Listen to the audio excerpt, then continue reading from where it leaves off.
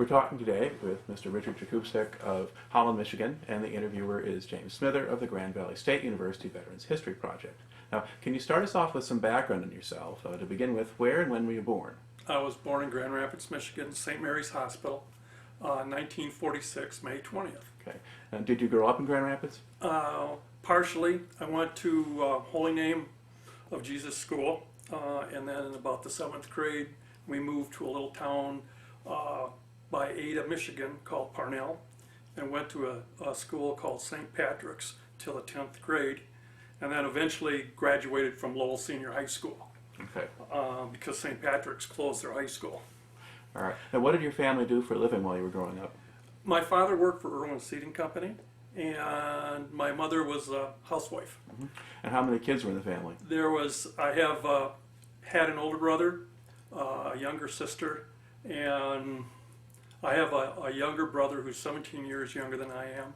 And my older brother has passed away, and he was about 15 months older than I was. So we hung around, we did everything together. Mm-hmm. All right. So then what year did you graduate from high school? I graduated in 1965. Okay.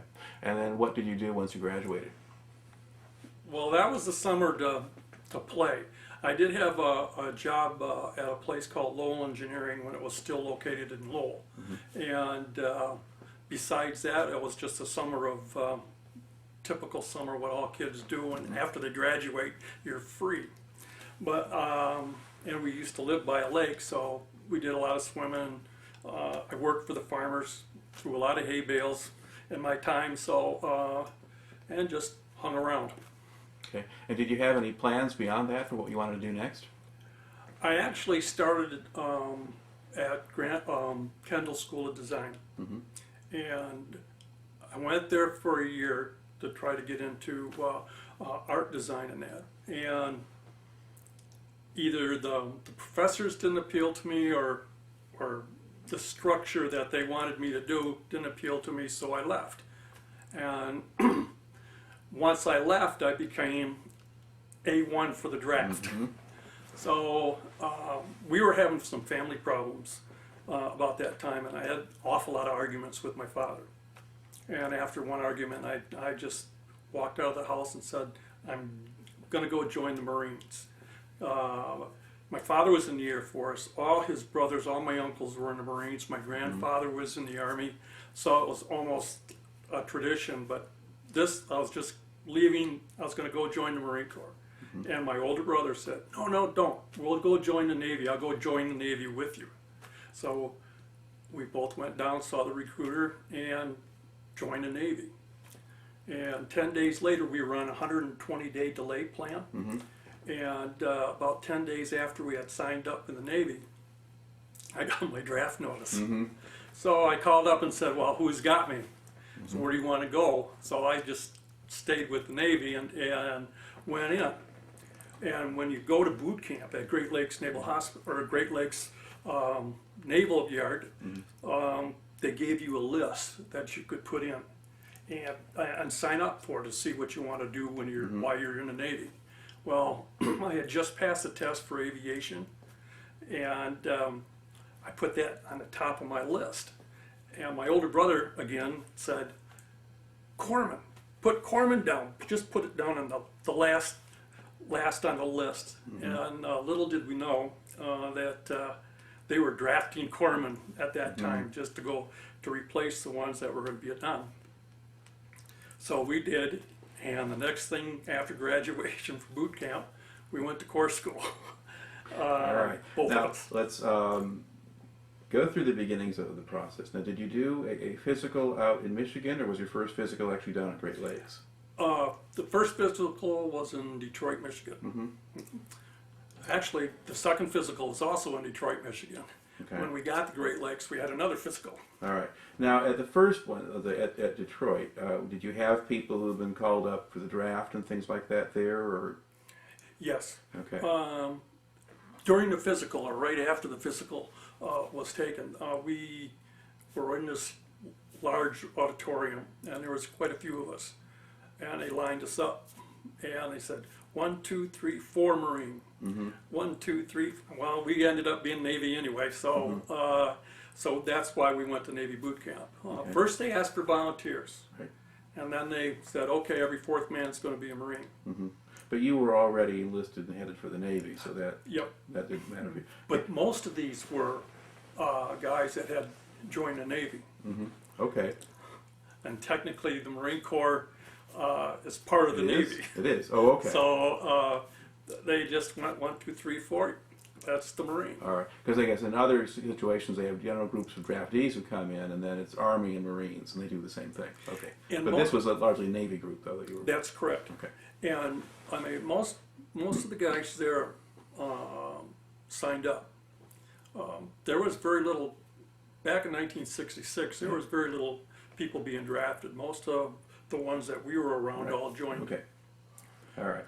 Now, when you got down to Great Lakes, they did a physical there. Was that more thorough than what you had in Detroit, or was it the same thing all over again? It was, if you didn't have anything major wrong with you, you were going to pass. It was the same thing as in Detroit. It was quick, and the whole thing that day kind of like whizzed by. You get there at 5:30 in the morning. They say, well, you're going to sleep there, make your bunk, and then you're going to get up at reveille. Well, by the time you made your bunk, you're going to lay down for about 5 minutes.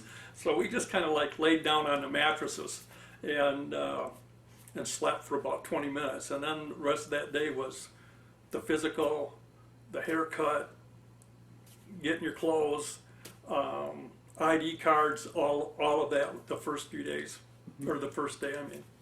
All right. And what was the kind of the daily regimen like? What were you doing day to day in boot camp? Well, actually, I got myself and my brother got very lucky. On the train going to Great Lakes from Grand Rapids, or from Detroit, a guy told us, he said, volunteer for morning cleanup. And what that did is, we got to get up earlier than everybody else, have breakfast and come back. And then by that time, everybody else was up, getting ready to go do physical therapy, or physical education, doing your exercises and all that, doing personal inspections and everything else. Well, all we had to do was we made sure all the bunks were the right way, is cleaned up, all the clothes were folded the right way. We had to wash our own clothes and tie them on lines. We had to make sure the knots were okay. And then we joined the rest of the company for the schooling. Because in the Navy, most of it was very little physical and a lot of education. And because you had to learn the ways about the Navy. And so the only time that I stood a personal inspection was when the whole company stood a personal inspection. I didn't have to do it every morning. All right. Now, was there a lot of emphasis placed on discipline while you were there?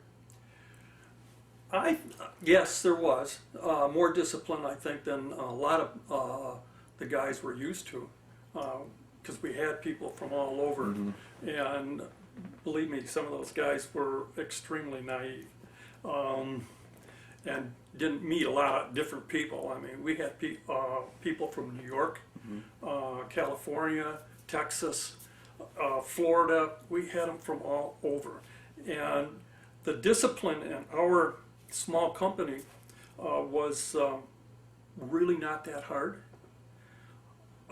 It just, to me, hearing other guys talk that have gone in through the Army and the Marine Corps, the Navy boot camp is nothing compared to what the Army and the Marine Corps go through. It was very lax. You had to march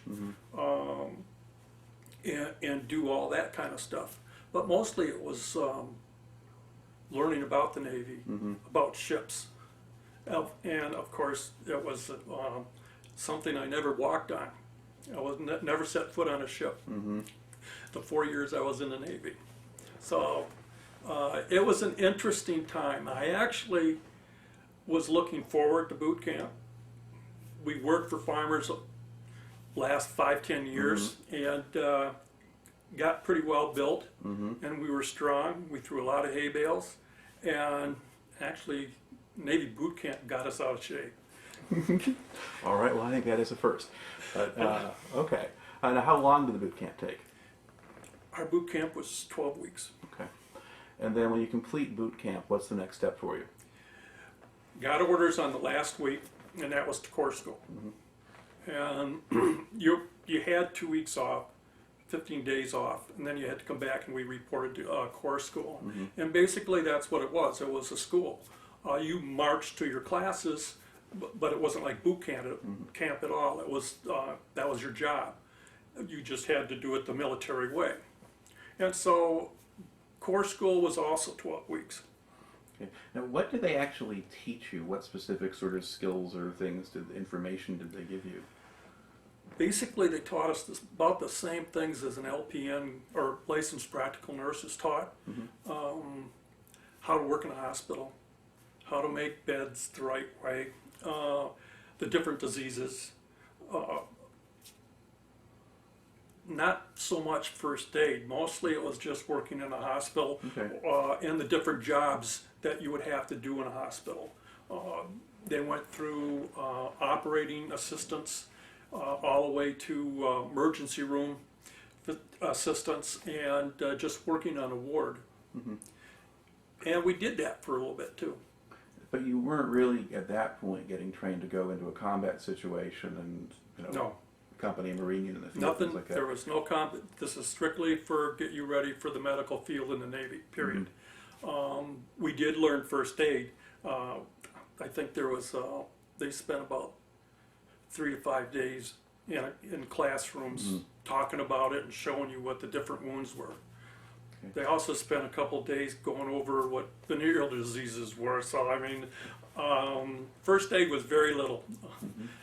Right. What sort of people did they have teaching you at Corps School? They were all lieutenant commanders, or a little bit lower, but all officers and nurses. And pretty much it was a nurse that was in charge of the whole Corps School. And they worked at teaching us, but they also spent time at Great Lakes Naval Hospital. Now, were the nurses men or women or both? When I was going to Corps School, it was all women. Okay. All right. And then at the point when you complete Corps School, do they then give you any choices about what your assignment might be, or what happens at that point? In the military, they don't ask you anymore. They just say, this is what you're going to do. Unfortunately, myself and my brother had an MOS of 8404, which meant it was a field corpsman. And which also meant that you, after Corps School, would go to Camp LeJeune, North Carolina, and learn the Marine Corps way of doing things. Believe me, it was a lot different than the Navy. I'll bet. In February of '67, I flew down. We flew down to Camp LeJeune, North Carolina, and we got in, and their instructors were all staff sergeants or above. And they all were Vietnam veterans. Some of them had more than one tour. And they had one goal in mind, to try to keep us alive while we have to when we go to Vietnam. So they were hard on us. And they got us back in shape. We had to follow a Marine who was probably 50, in his mid-50s, and he could do physical stuff that all us 19 and 20-year-olds and 18-year-olds, we could not keep up with this man for nothing in the world.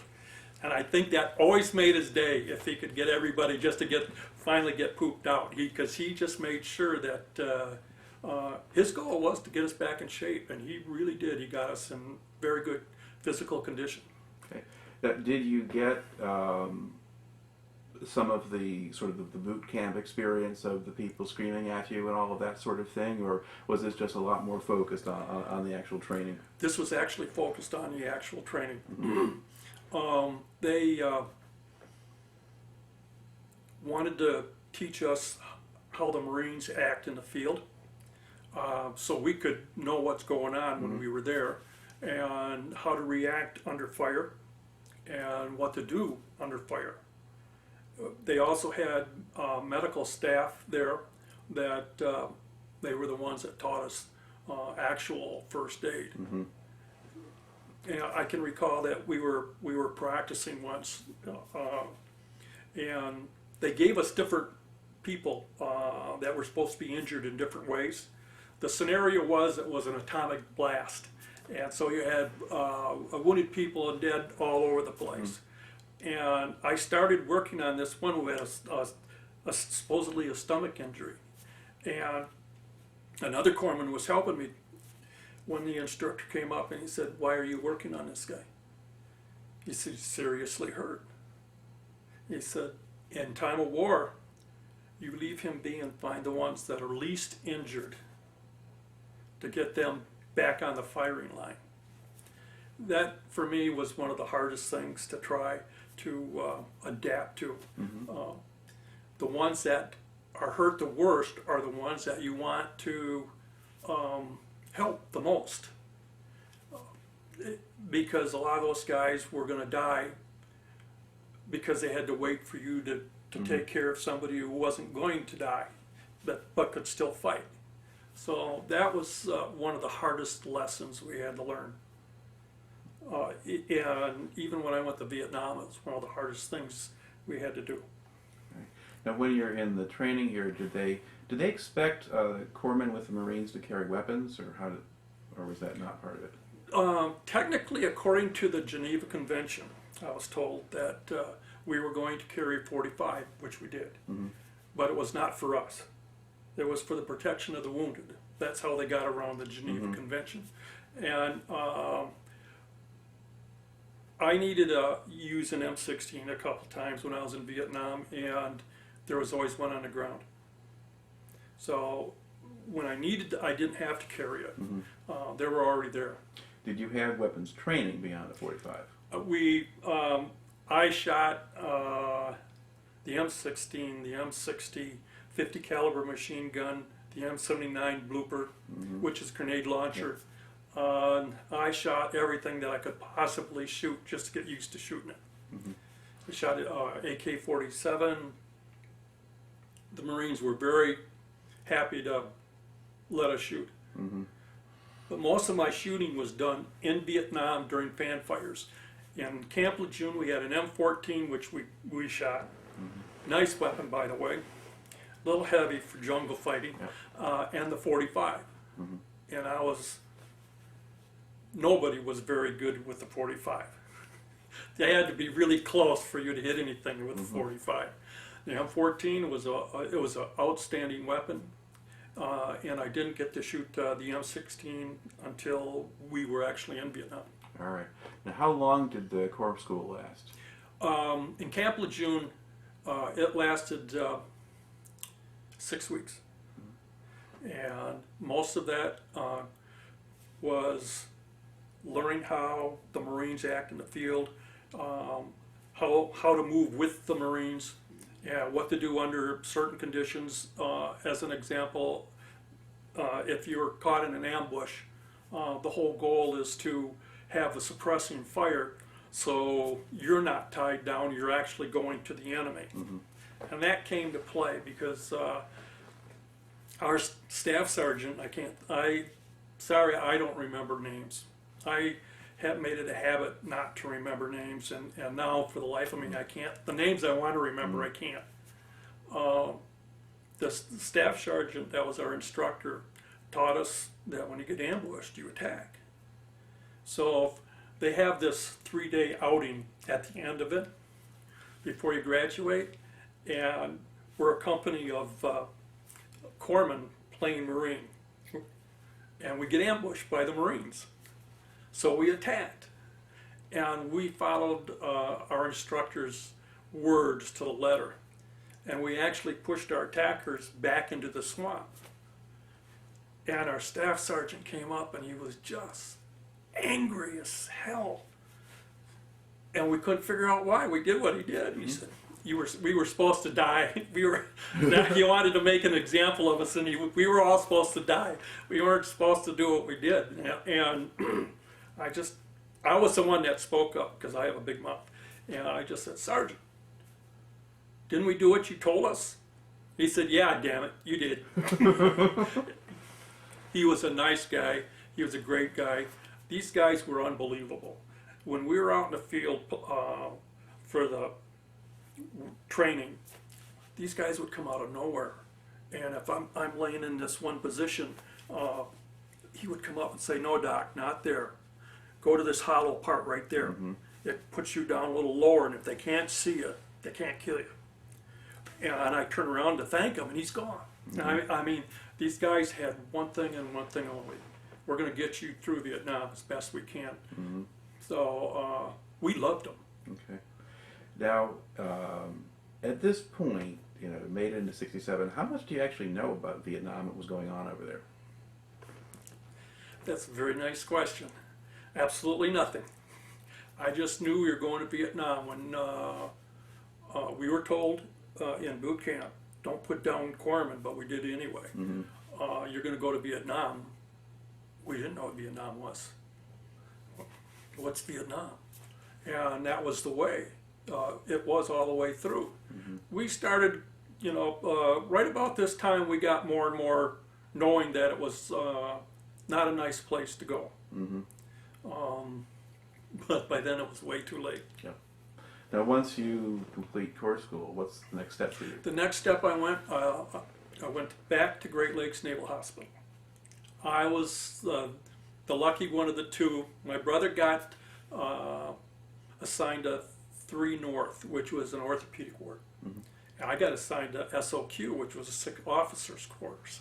These were all semi-private rooms to private rooms up there on the 12th floor looking over everything. And my brother had a ward that had 60 patients in it.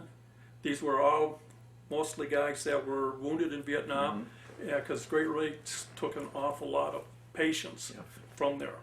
And in retrospect, I actually wish I would have gone with him to that ward. It would have got me better prepared to do what I had to do when I went to Vietnam. He was changing an awful lot of dressings down there and gaining experience. And at that time, I thought I was the lucky one. But in fact, my brother was. Okay. Now, how long did they have you do this duty? We were supposed to work there for at least a year before we went to Vietnam. But we had been at that hospital less than maybe 10 months. And I got a call. I was working on the 12th floor, and I got a call to go down to personnel. And when I got down there, my brother was down there. And I looked at him, and he looked at me and said, what's up? What do we do? First thing in the mind. And the chief came out and said, well, Jakubczak got orders to go to Vietnam. And we asked, which one? Because his serial number was B510022. Mine was B510023. And he said, it's your choice. We asked the chief what would happen. He said, one of you would go, and when he finishes his tour, he'll come back, and then the other one will go. And my brother and I didn't like that, because if I go first, he's sitting there wondering what's going on, and then when I come back, I know what's going on, so I'm going to be worried about him. So we talked the chief into taking us both. Me and my brother had the 2-2. He got the orders and I got volunteered, but we were already on the list. All the corpsmen that went to Vietnam during my time that I know of were all volunteers. That was a job that we were supposed to do. So that we got time off, 30 days off in January, and towards the end of January we flew to California to get shipped to Vietnam. Now, when you got up to California, did they give you any kind of preparation, any shots or any other training, or? I'd already gotten my shots at Great Lakes before I left. Everybody would, if they were in the medical field, they got them right there.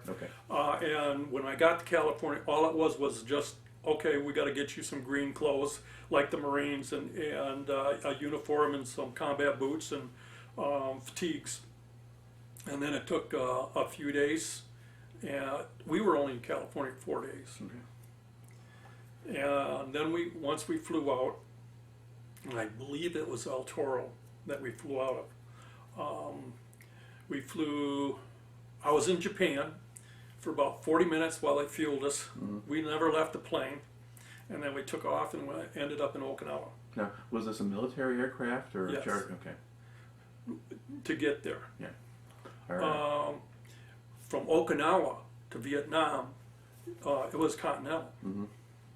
And the stewardesses were pretty good looking. And they were all volunteers, by the way.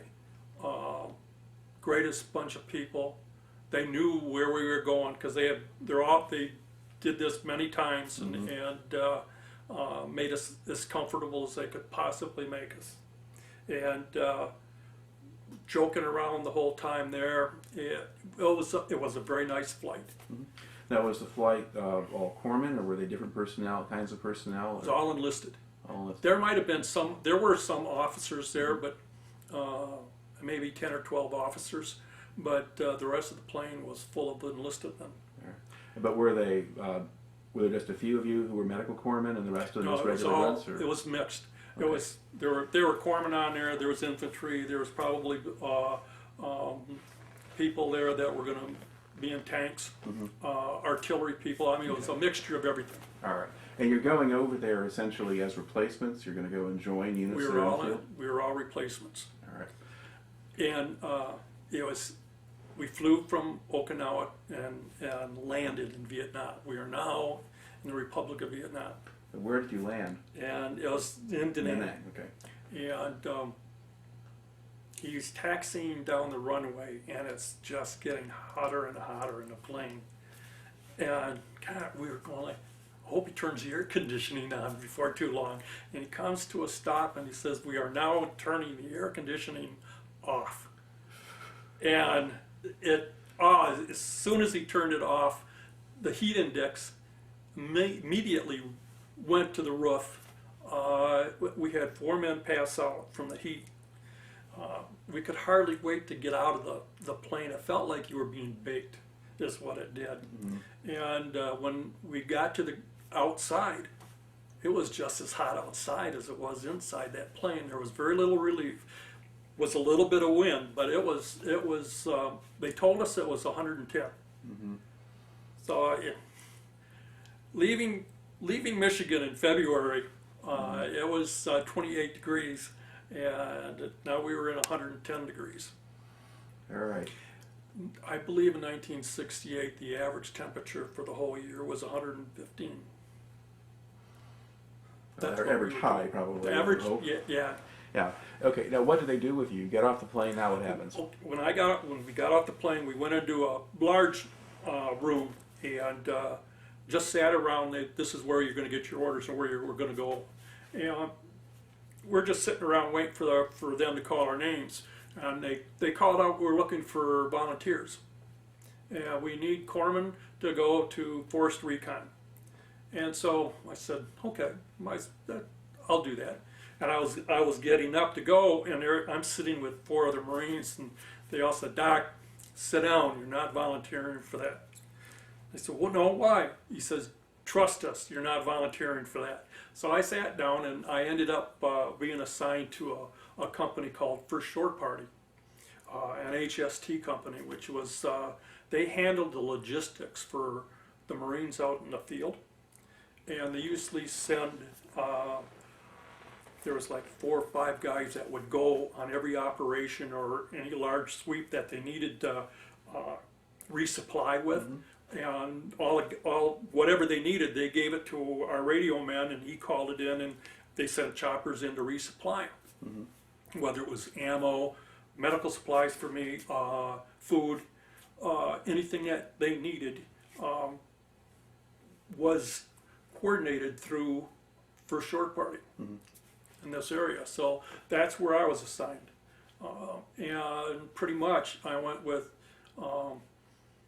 the people And companies I went with was like the 3rd Marines, on one operation with the 5th Marines, the 27th Marines, the 9th Marines, and the 26th Marines. So I was with a lot of different units for short periods of time when they needed to be resupplied.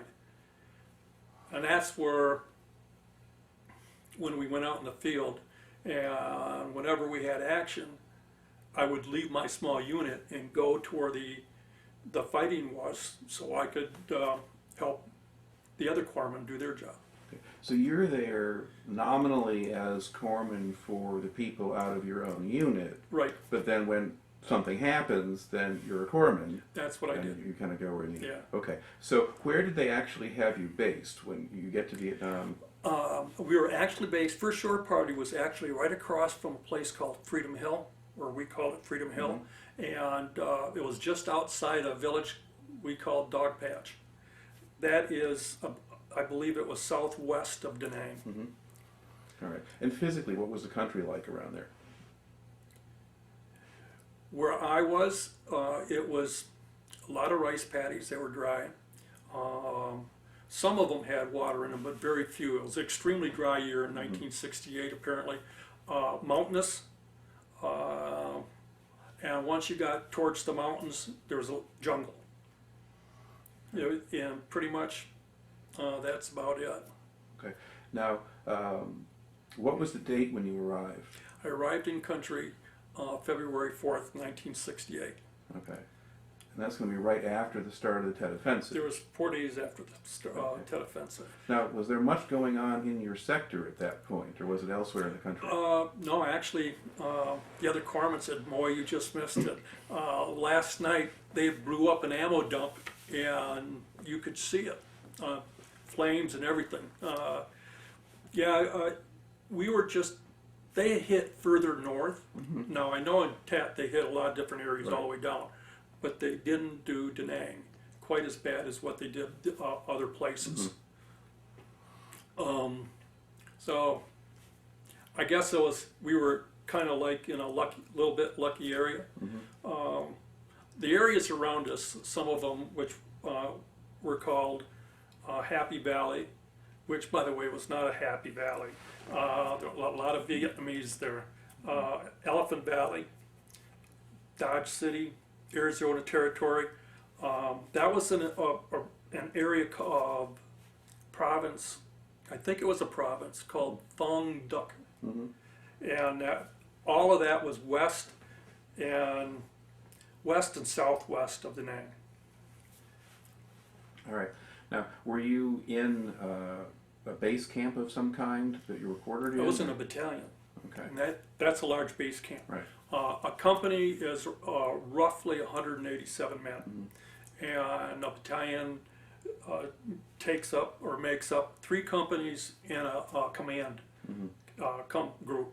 So there's about 400, maybe a little more, plus or minus, to be exact, about 400 men there. Yeah. At least as long as the units are at full strength, which they're Right. not always.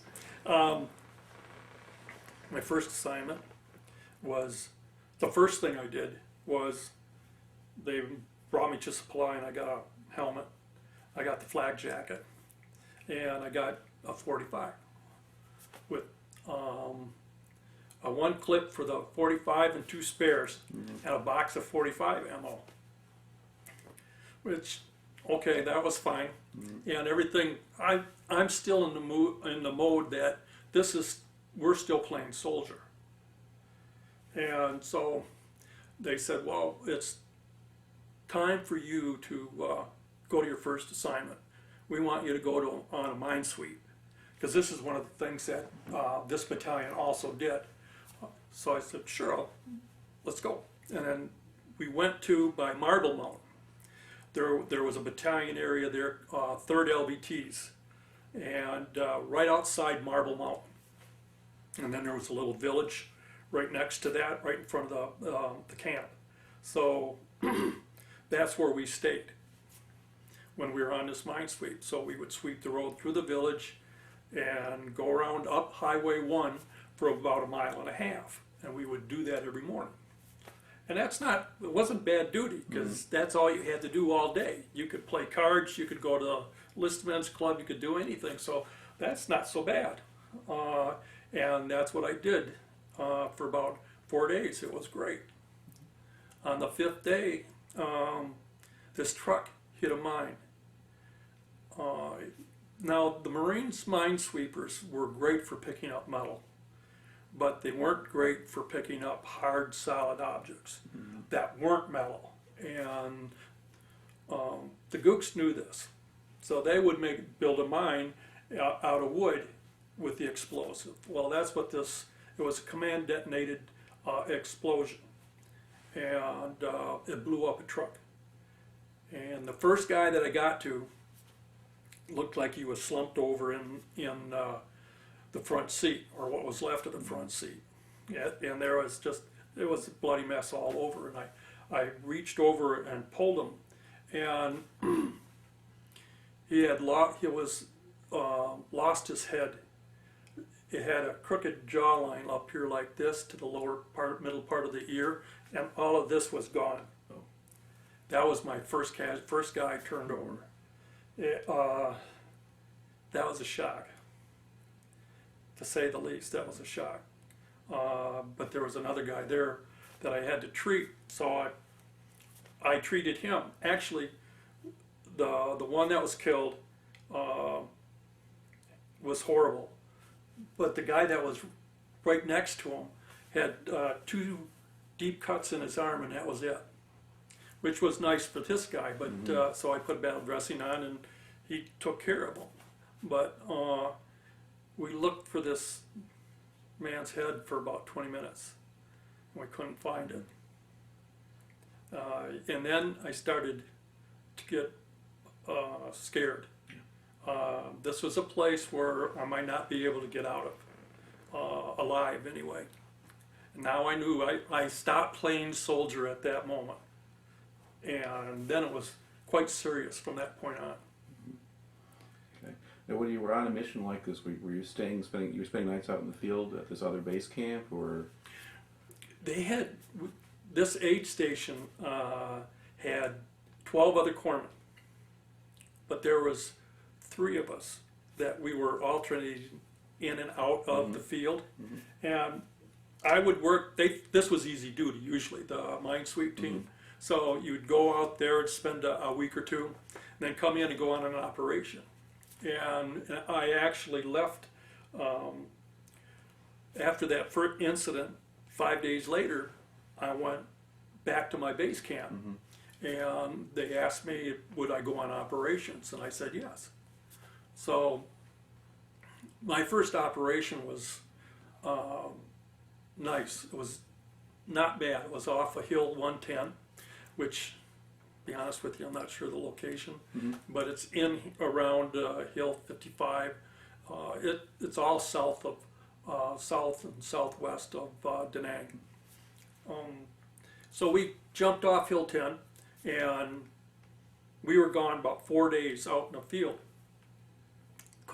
Didn't see anything. It was just turned out to be, a long hot walk in the middle of the jungle, and then we came back, and we were going to stay on Hill 110 for a day and a half, so they could come pick us up with trucks, because they weren't sure if they were going to use us on another operation right off the bat or not. So that night, they woke us up, and we were in a tent on cots, and they woke us up and said, get in the holes. A hole is a foxhole. And so we all did. Apparently, military intelligence, which later we would call an oxymoron, but military intelligence says there was a lot of movement around Hill 110, and we maybe get hit. So we're all in there waiting around. It's waiting for something to happen, and when I get called corpsman, nothing happened yet. And so I run down to this other foxhole, and apparently, I'm getting nervous up there, and apparently this guy was really getting nervous because he was hyperventilating. And The only way I could get them to stop was I took the large battle dressing, and they were encased in plastic. So I took the plastic off the battle dressing, and I made a little bag out of it, and I said, blow on this. Just breathe in and out with this, and it's going to slow you down. And then the guy next to him, I said, if he passes out, don't worry about it, because his breathing will go back to normal, and he's just going to wake up. But this guy's blowing in this bag, and he's slowing down. I said, the only thing I want you guys to know is, if you see gooks coming our way, shoot straight. And then I went back to my hole. Well, about an hour and a half later, we started getting hit with mortars. And the mortars they came in from everywhere, and they were hitting all areas of Hill 110. And we had a couple wounded, and we got them to the aid station. I threw a battle dressing on them, and we got them to the aid station where there's a doctor on the hill. And then went back to the hole, and it died down for about what seemed to be like a half hour. And then they started walking them in on the wire. Now there's concertina wire, which is the same thing as barbed wire, only it's a lot sharper, razor sharp. And it's the area where we are, it's got concertina wire all the way around in front of us. And they walked the mortars in, and they knocked one of the largest holes in that fence. And we just knew that we were going to be seeing gooks any time. Well, nothing happened. And it really, I mean, it was wide open, but nothing happened. Well, as it turned out, earlier that day, General Westmoreland was actually visiting the commander of Hill 110. And General Westmoreland left. And we thought that when the gooks still thought he was there, and they were trying to get him, and when they found out that he wasn't there, it wasn't worth their sacrifice to try to take the hill. So the attack never happened. But the next morning, we went back to the tent where we were sleeping, and that tent was just like Swiss cheese. And the cot that I was sleeping in, there was not a space open where if I would sit on it, I would fall through. It was like it was just riddled with holes from shrapnel. So that was considered myself really, really lucky. And that morning we got picked up, and I went back to our battalion headquarters again. Now, in this area, were you going in and out on trucks, or did they use helicopters? Both. Most of the time, if you took a truck, you were going to a specific location, some battalion area, where you were going to kick off the operation. We did that on a number of occasions. They would drive you to Hill 110, and then you started humping from Hill 110 to wherever you were going to go. And on one occasion they did that. They gave us a USO show. We were all there waiting to get ready to go, and then all of a sudden they decide we're going to throw you a USO show, and everybody's having a good old time, and all of a sudden it started dawning on everybody, why are they doing this? Why are they making this thing so nice right now? And all the levity, it totally changed. And it didn't matter what those people did on stage, it was dead quiet. Everybody was starting to think about where we were going. And it was a good thing, because we ended up going to Happy Valley that night, humping into it. Okay. Now, to back up a little bit, when you got into Vietnam, did they give you any kind of welcome to Vietnam orientation? Was there any sort of training that you got to prepare you to go in the field? No. They did orientate us about Vietnam. And the biggest thing they were worried about was syphilis. gonorrhea, venereal disease. You will stay away from the women, because if you don't stay away from the women, this was a big speech that we had, you will get black syphilis. And if you get black syphilis, you can't go home. They're going to send you to an island, and they're going to tell your parents that you died. And this is what they were trying to tell me, and I knew better. And I kind of like laughed it off. Yeah, but these guys, some of these Marines were paying really close attention. And there is no such thing as black syphilis, never was. But they were trying to keep them away from the villages, is what they were doing. All right. Or trying to keep, they were trying to keep the venereal disease down. Right. Okay. But they weren't doing anything in terms of jungle survival training or other stuff like that? No, they didn't do, no. Unfortunately, that's on-the-job training. And you learn really quick. All right. So take us into Happy Valley then. Yeah, that was where I got introduced to a more mortar fire and small arms fire. It was a no-named operation. It was just a sweep, and it lasted 7 days, maybe 6 or 7. You lose track of time real easy. And we got into 3 firefights, and we had to medevac 4 or 5, which wasn't bad. Nobody was killed. We had 4 or 5 wounded. Never saw anybody that we killed. If we killed anybody, it was just hard firefight, stopped. And when we got over to the ground, sometimes you could see blood trails. Sometimes you didn't see anything at all. A blood trail would tell us, okay, well, at least we either wounded somebody or they carried away their dead. And they like to carry away their dead, so you don't know what you're getting. Right. Now, when they got into firefights, would they then bring in artillery or air support, or were you just the guys on the ground? Sometimes a firefight would start and finish so fast. A lot of people think, if they see a battle on TV or something, they think it lasts for hours, but a lot of times a firefight will it'll only last for a minute or so or less sometimes.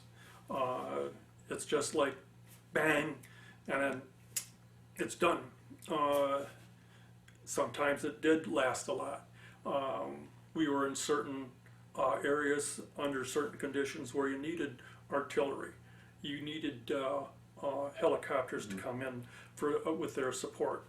Our artillery was pretty good, and if you give them the correct coordinates and emphasis on correct coordinates, they would hit, and they would hit what you wanted them to hit. And it was they were ready to help if you needed help. There was also a time where Snoopy came in, and Snoopy was a 130 cargo jet that was fitted with miniguns, and just kind of like flew around, and he could hit anything you wanted, and each minigun fired, I was told, 5,000 rounds a minute. And there was one time where we were hunkering down, waiting, and it didn't look good until all of a sudden, out of this clear blue sky, here comes Snoopy, and things changed dramatically then. He made all the difference in the world. So did you have kind of a fairly regular cycle then of going on short and long patrols and so forth? You didn't know if it was going to be a long patrol or a short patrol. There was, it would depend on contact, mostly, because the goal of the Marines was to make contact and kill the enemy. So you really didn't know whether you're going to be out for 4 days or 4 weeks. I know I went on one operation that actually it strung out for a real long time. Went on one operation and we went way up in the hills. They called it hill, 1275. It was a mountain, but we had to climb to the top because the enemy was supposed to be on top of this hill, and we were going to climb up there and take it. Well, it was muddy, and the mud was clay. So, and every time you got so far up, you would slide down, and you actually had to grab a hold of vines and roots from trees in order to get yourself up. And it took us all day to get to the top of that hill. And thank God there was nobody up there when we got up there.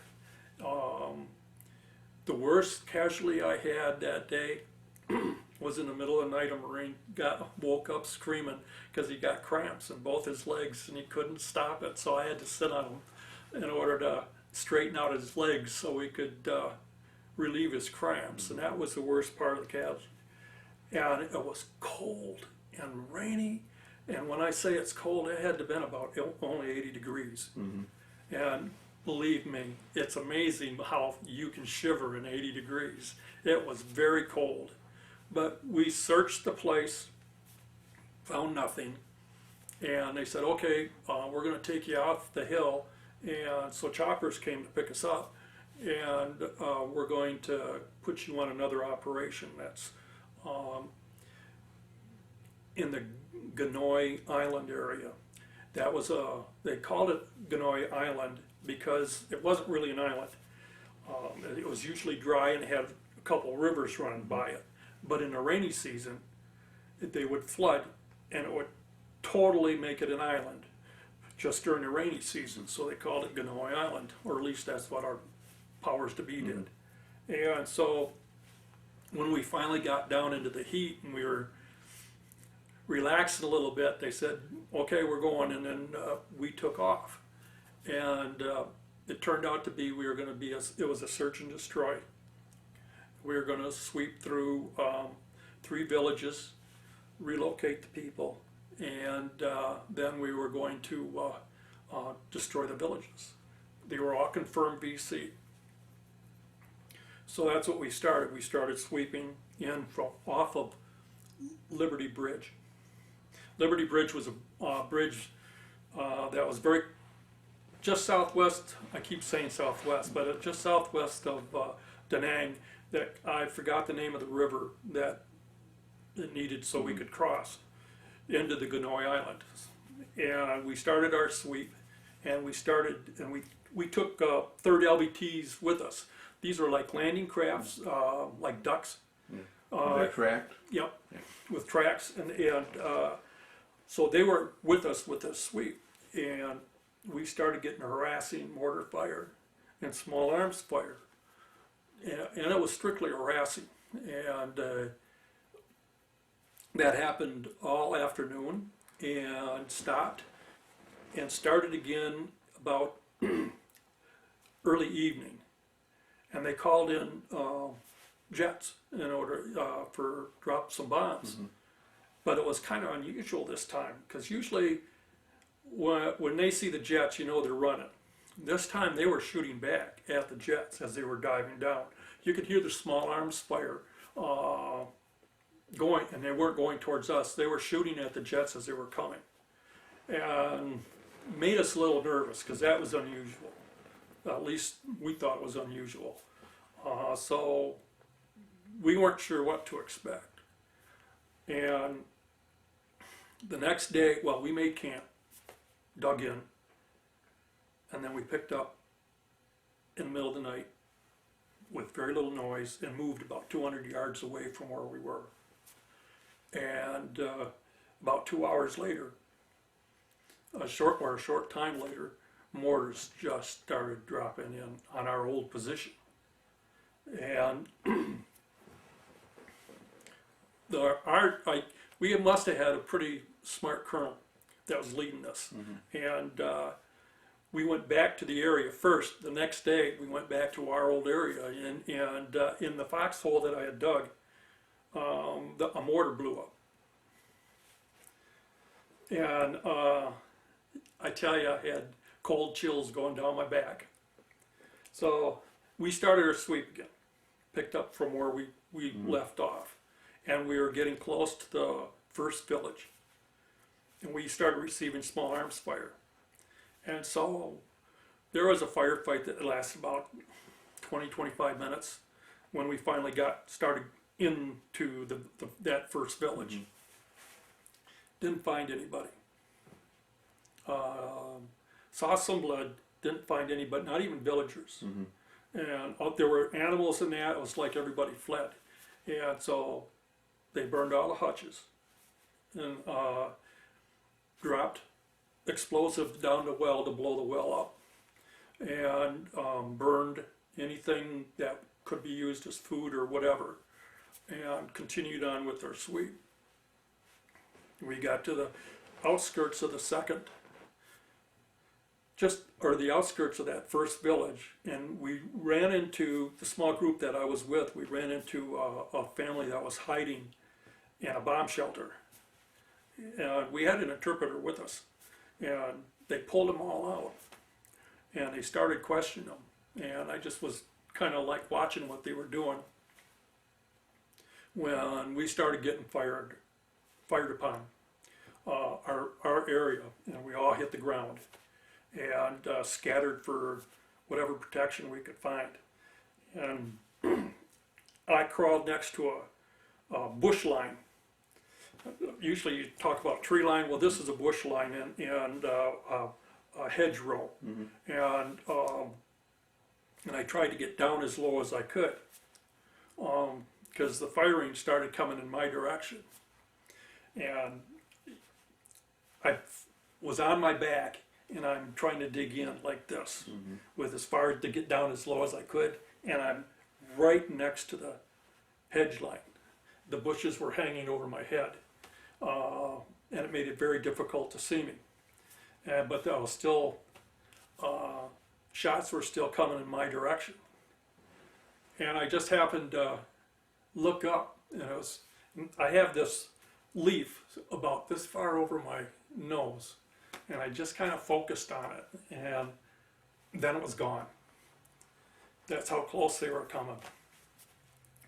And the Marines, there was like 4 or 5 others with me that stayed to interrogate these people, and they started firing in all directions because they weren't quite sure where it was coming from. And I was shooting my .45, just, okay, I might not hit anything, but maybe the noise will scare them. And they were close enough to where you could hear them messing with their weapons.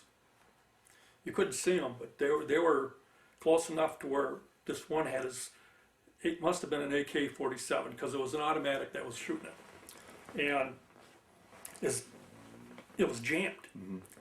And we rose up instantly and started leaving the area, running out of the area, which was a good thing because we no more than got out of where we were. Mortars were dropping in the area where we were, and they were walking them up behind us. And we were ended up running through a cemetery. Vietnamese, I was told they bury their dead sitting up.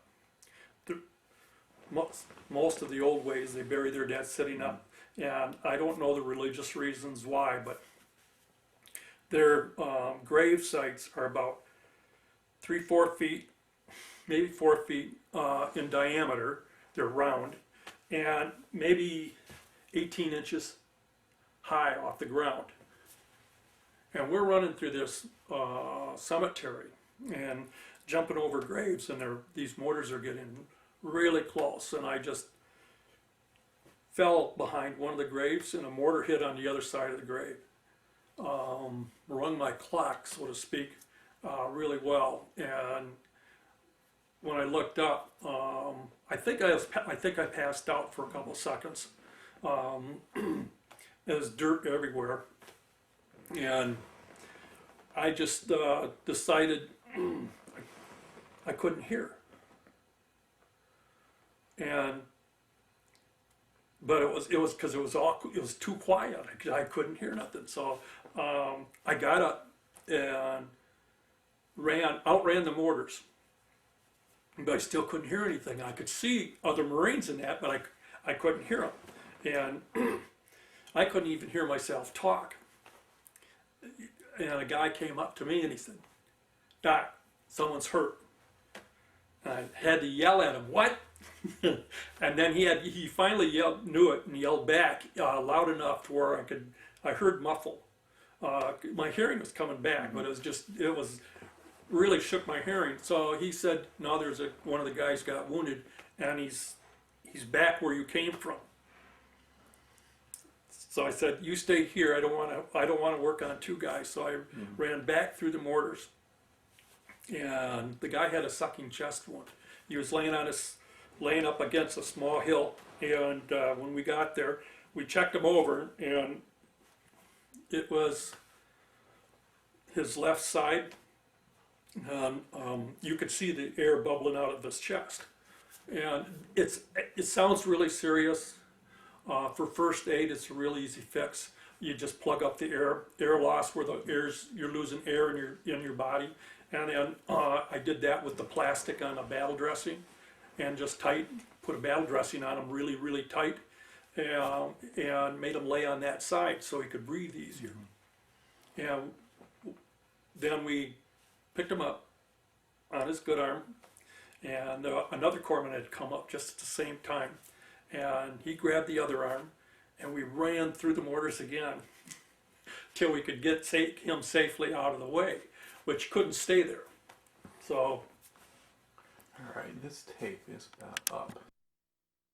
Then that at least once you started to have your job to do, did things kind of go automatically? I mean, you shift out of your own shock or fear or whatever that was when you were first running away now into something else? Actually, yeah, your training kind of like takes over. For us, the training was, there's a guy that needs you. You got to get to him, and you forget about everything, what's going on around you. You just concentrate on one thing. You're going to get to that injured guy, because seconds count. And so you kind of put blinders on. You know, it's kind of cute when you see these movies and you're running like this through battlefield explosions. No, you go. It's a straight line.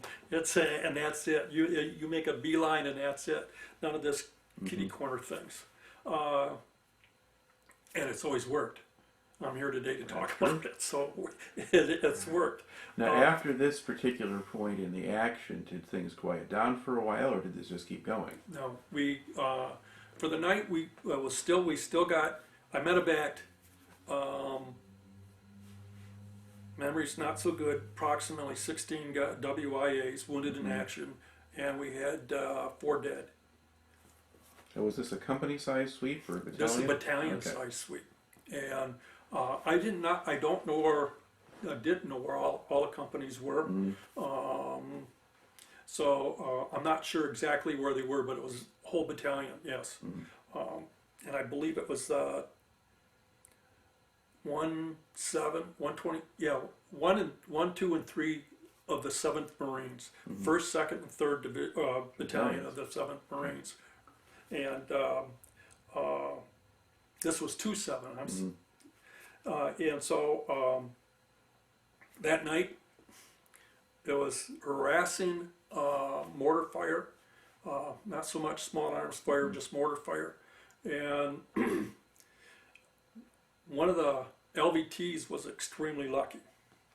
An RPG, rocket propelled grenade, went through, was fired at one of these landing craft, and it actually went through one wall and out the other and blew up. And it went through just above where a guy was sleeping. And we thought we were going to have to medevac him just for his nerves, because he was really shook up. And he was just lucky enough it went through. Usually they'll go through one wall and blow up. Yeah. But apparently I think this gook got close enough to where the momentum of the rocket just pushed it all the way through, and then blew up. It was lucky for this guy. But that next morning, we started going into the 2nd village, and the 2nd and 3rd villages were almost together. They were very close, so it almost looks like one huge one, but there were supposed to be 2. we started getting a very hard fire, and again, and so there was another firefight, and it took us about 40 minutes to get into the village, and when we did get into the village, we killed 5 old men, 4 old men, and 5 really old ladies, and these I'm talking like grandpapas and that, and didn't look like they could have been the ones that were shooting at us. And they had them all lined up. And I saw this mother holding her baby, crying. And I thought she was probably crying for someone who had died. And I noticed that she was holding a baby. And the arm was kind of outflung like this, and it wasn't moving. So I went over there, and I took the baby from the mother, and to see if it was okay. And well, it wasn't. It was. We killed this infant. Had to been about no more than 2 days old. Wow. I didn't need to. After I took her, I knew she was dead. That was really hard. That was we killed total innocence with this. There was no enemy here.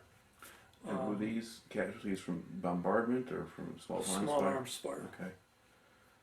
And I gave the baby back to the mother, and I tried to tell her that I was sorry, and but she was just not paying attention to anything. She just was crying for her infant.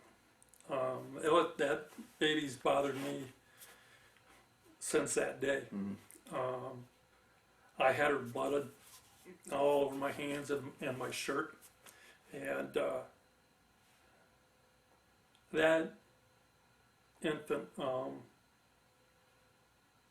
had a profound effect on me.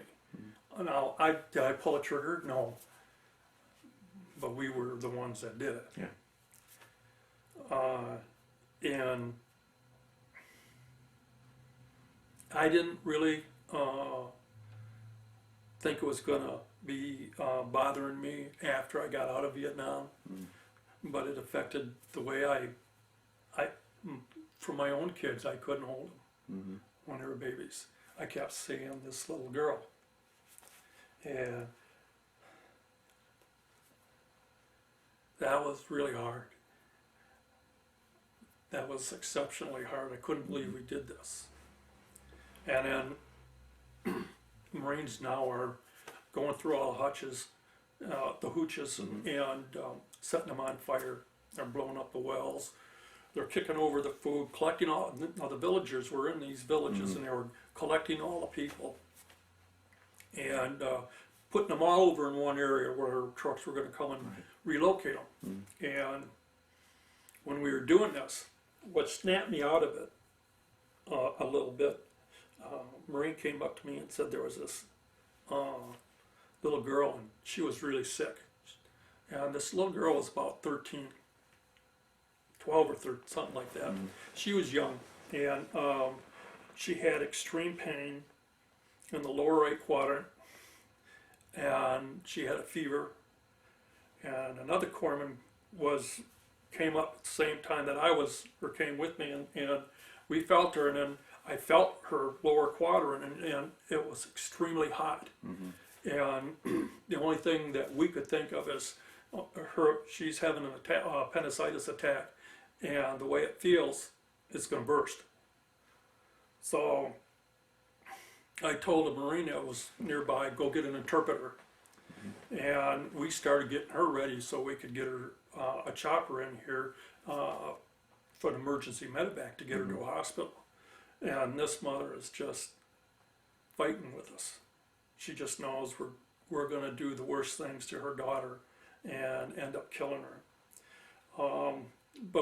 I tried to show her my caduceus, you know, that I wore in a collar. It's a battlefield caduceus, it's black, but I tried to show her that. She didn't understand. But we got a cot and put the baby or the girl down, and we were gonna just bring her over to a chopper once the chopper started coming, and we couldn't find the interpreter. Guy was not coming, so we said we got to get her over to the area where the chopper's coming. So we went over to the area, and the mother's coming with us, and she's crying and she's fighting with us. I got a Marine that's holding her, her arms pinned, and she's fighting with all she can with this guy to try to get her daughter. She just knew that we were going to kill her. That's all she thought. And to get to the landing zone, we went right by these 200 villagers. And they were old men, old women, young women, and kids. And it was unbelievable. They all thought the same thing. And they all started crying. I mean, it was more like a wail. I mean, tears were just pouring out of their heads. They were screaming, and all we wanted to do was just try to save this little girl. And it was the hardest thing. It was surreal. I couldn't believe what was going on. We finally got an interpreter. He was coming up as we were putting the girl on the chopper, and this mother's right now still doesn't know what's going on, and she's hysterical. And it took about 10 minutes for this interpreter to convince this mother we were trying to help her rather than kill her. And she was so worried that when she goes, I'll never see her again. And I looked at the crew chief. I said, "Mother's going too." And so then the mother really calmed down a lot when we got her into the chopper with her daughter. I'm like, that whole 200, there had to have been close to 200 people there, and they're all crying. They think now we're going to kill the mother and the daughter. And it was like, that was a time where I felt like I'm up here watching me down there do whatever I had to do. I couldn't believe I was seeing what I was seeing. That was hard to take. Those poor villagers, they just knew we were gonna kill them. I mean, after all, hell, we just went in there and destroyed their livelihood. Why would they think we were doing something good? And so, you know, I actually thought at that time, you know, if we're doing this, we're on the wrong side. We're supposed to be helping these guys, and we're not making friends here. We're making enemies here. I really figured we were going to lose back in 1968 at that time, and this was early May, because we're fighting for the wrong people. It was a really hard time for me. Now, does the operation then kind of wind down after that? No, this operation finally got a name, and it was called Brook. Brook. Apparently, Genoa Island was an area where the North would like to build up troops. And we had heard then that they were going to hit Da Nang like they did Hue in a mini tech when half the year, I guess it was, instead of a new year, it was half the year, and they were going to hit Da Nang like they did Hue. And we actually then accidentally ran into them. I think they were surprised and we were surprised. Now, after we went through this village, we started going into the tree lines. And when we were approaching a tree line, we got in an horrendous firefight. And I have to tell you, at the time, the temperature in Brook really had strong effect on. It was hot. It was extremely hot. It was above around 110 or hotter. And in some valleys, it got as hot as 120, I guess. At least that's what I was told. But when the guys would fall on the ground in order to protect themselves and shoot back, the heat would come up and hit them in the face, and they would pass out. That firefight lasted a good hour, and I ended up medevacing 44 wounded and 16 dead. And that was just the start of it. We started getting harassing mortar attacks, constant ambushes. But we had good, the colonel that was in charge of that battalion actually called up division and said, is it okay, we'll pull out, we're getting an awful lot of contact. They said, no, you can't pull out.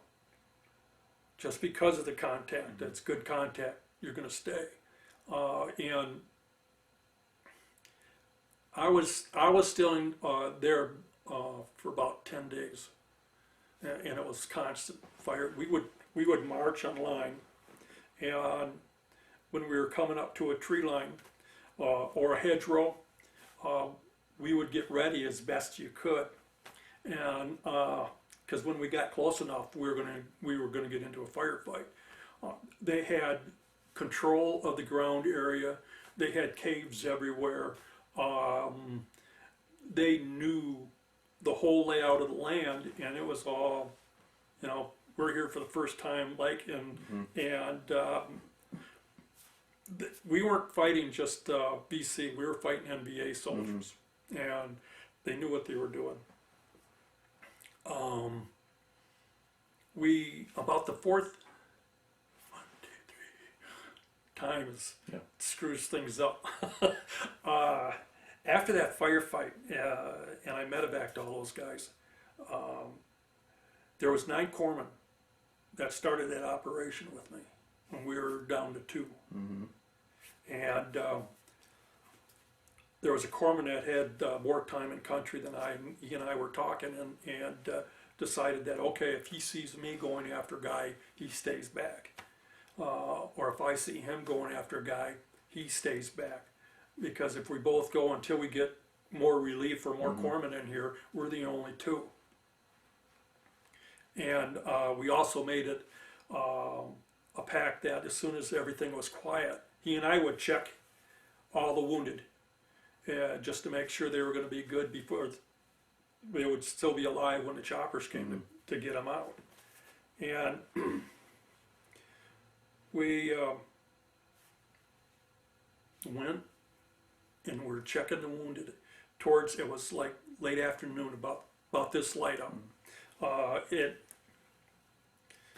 had about 3 hours of light left of the day, and everything had quieted down, so we were checking the wounded before the choppers came to lift them off. And I walked up to this one guy, and he had both legs blown off above the knees. It was all in shreds from about mid-thigh down.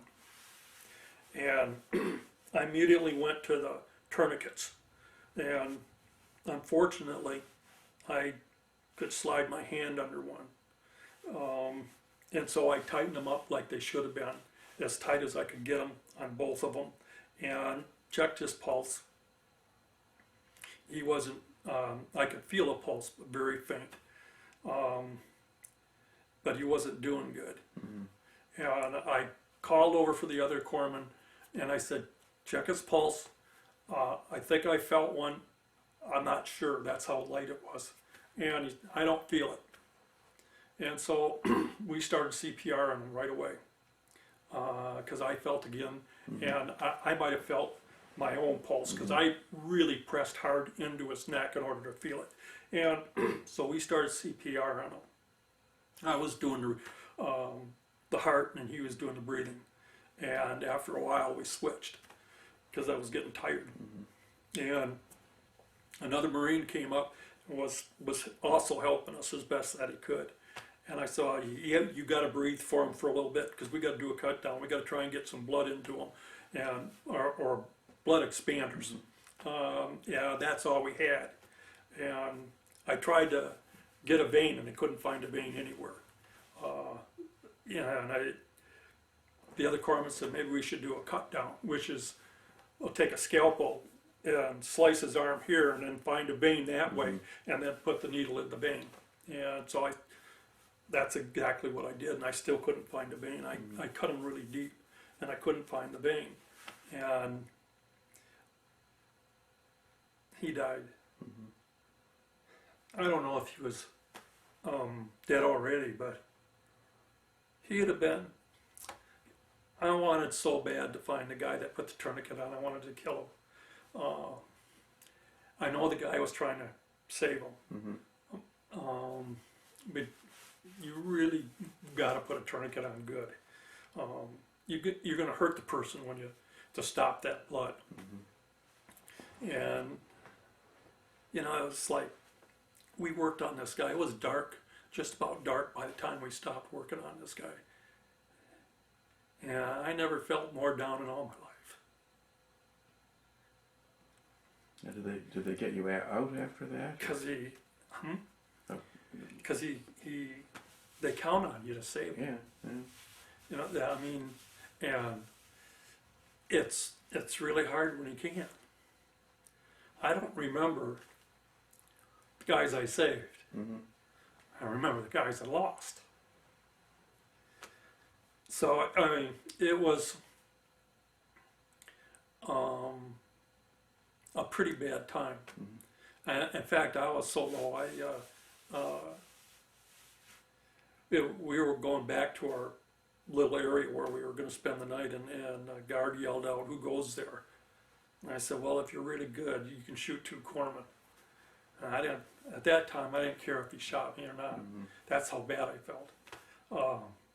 But the next day, there's going to be someone that's going to need you. So you just kind of like suck it up. That's what you do. And that's what I did. I sucked it up. And because the next day wasn't any better than the last. And we were in constant firefights for going back and forth on that island. That's all we did.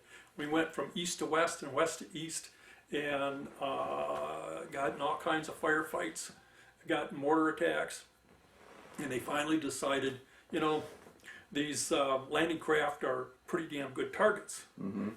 Why don't we send them out of here? And so they sent them out of here.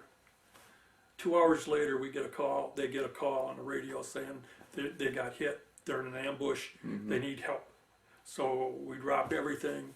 We have tanks with us, so we're running behind the tanks and all this heat.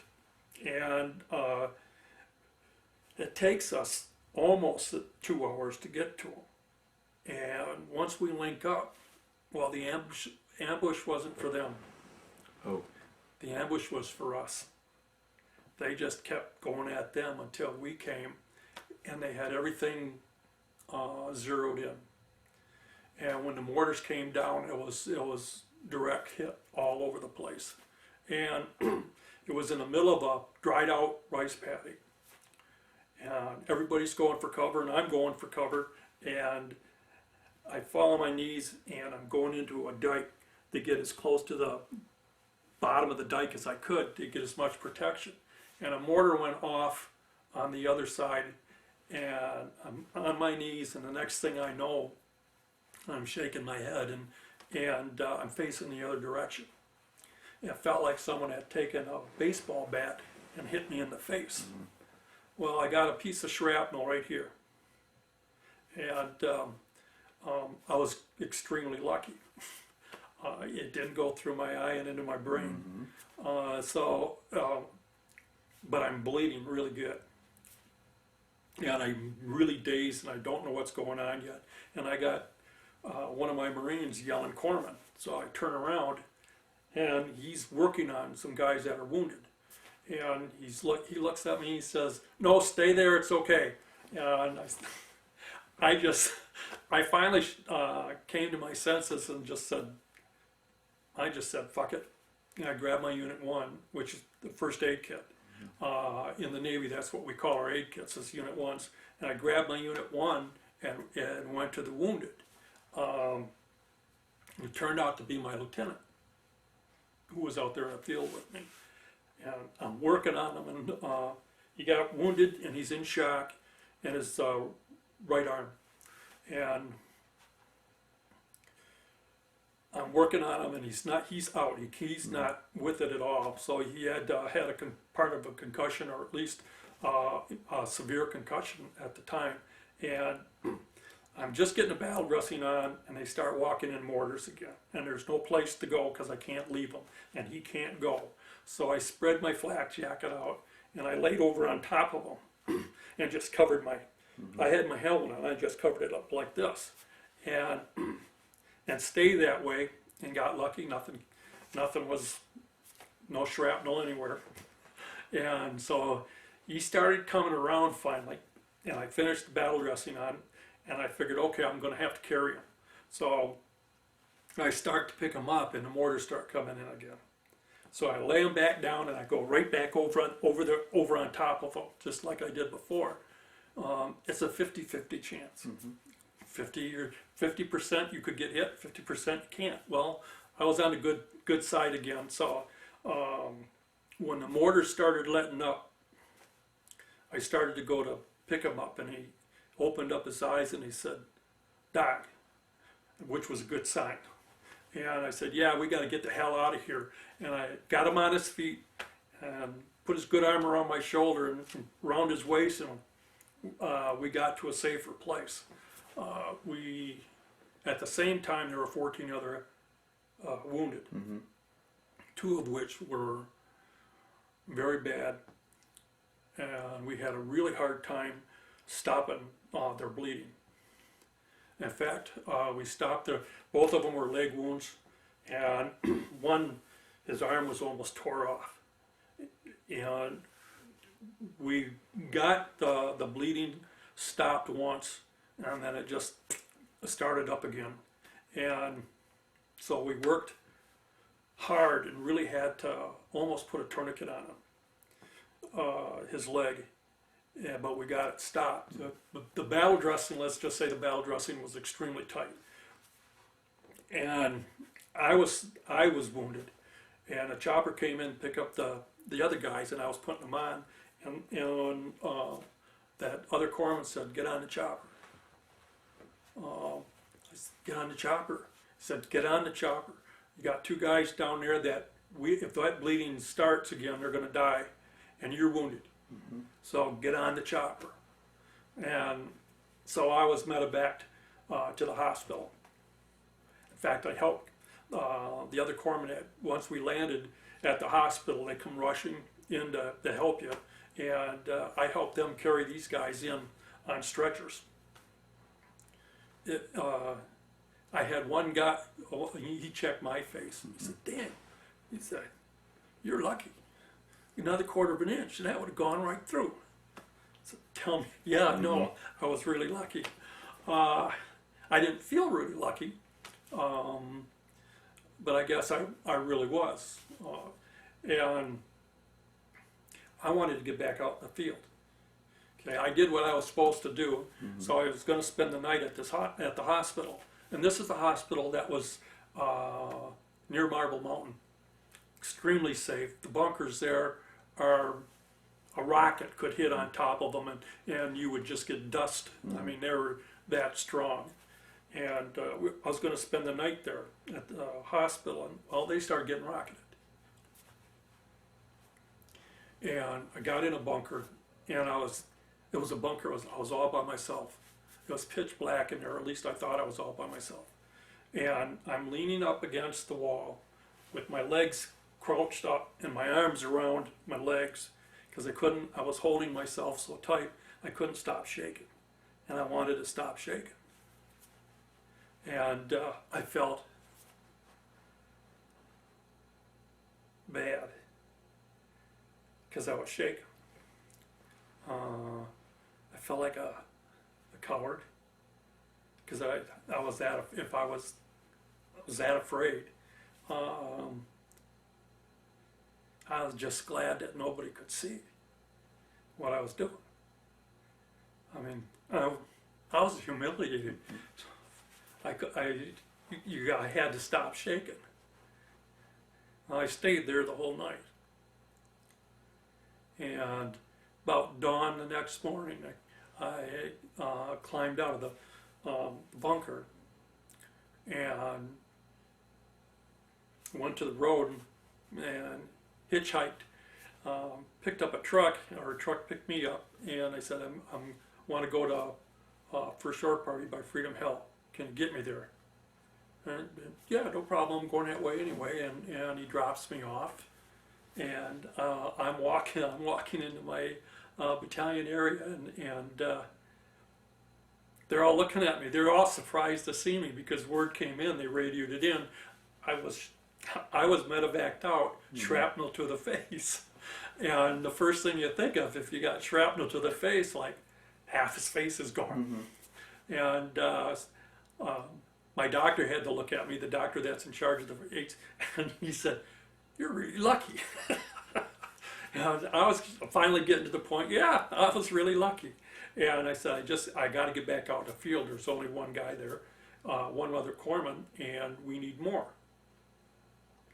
So they rustled up an ambulance and brought me to Hill 55. That's where this operation was jumped off at. And that's where all the supply choppers came, and that's where we put all the supplies on. So I waited for CH-46 to come in, which is a banana-shaped helicopter, and hitched a ride back out there when they were bringing supplies. And the first thing, everybody that I was with, they looked at me and said, "What the hell are you doing back out in this field?" I said, "Well, we're needed." And we started joking around, and the tank was moving in the back, maybe 50, 60 yards away. And all of a sudden, huge explosion. Now, I looked up and I saw the tank up like this, and it came back down. So I grabbed my Unit 1 and I went over there. Someone was going to be hurt.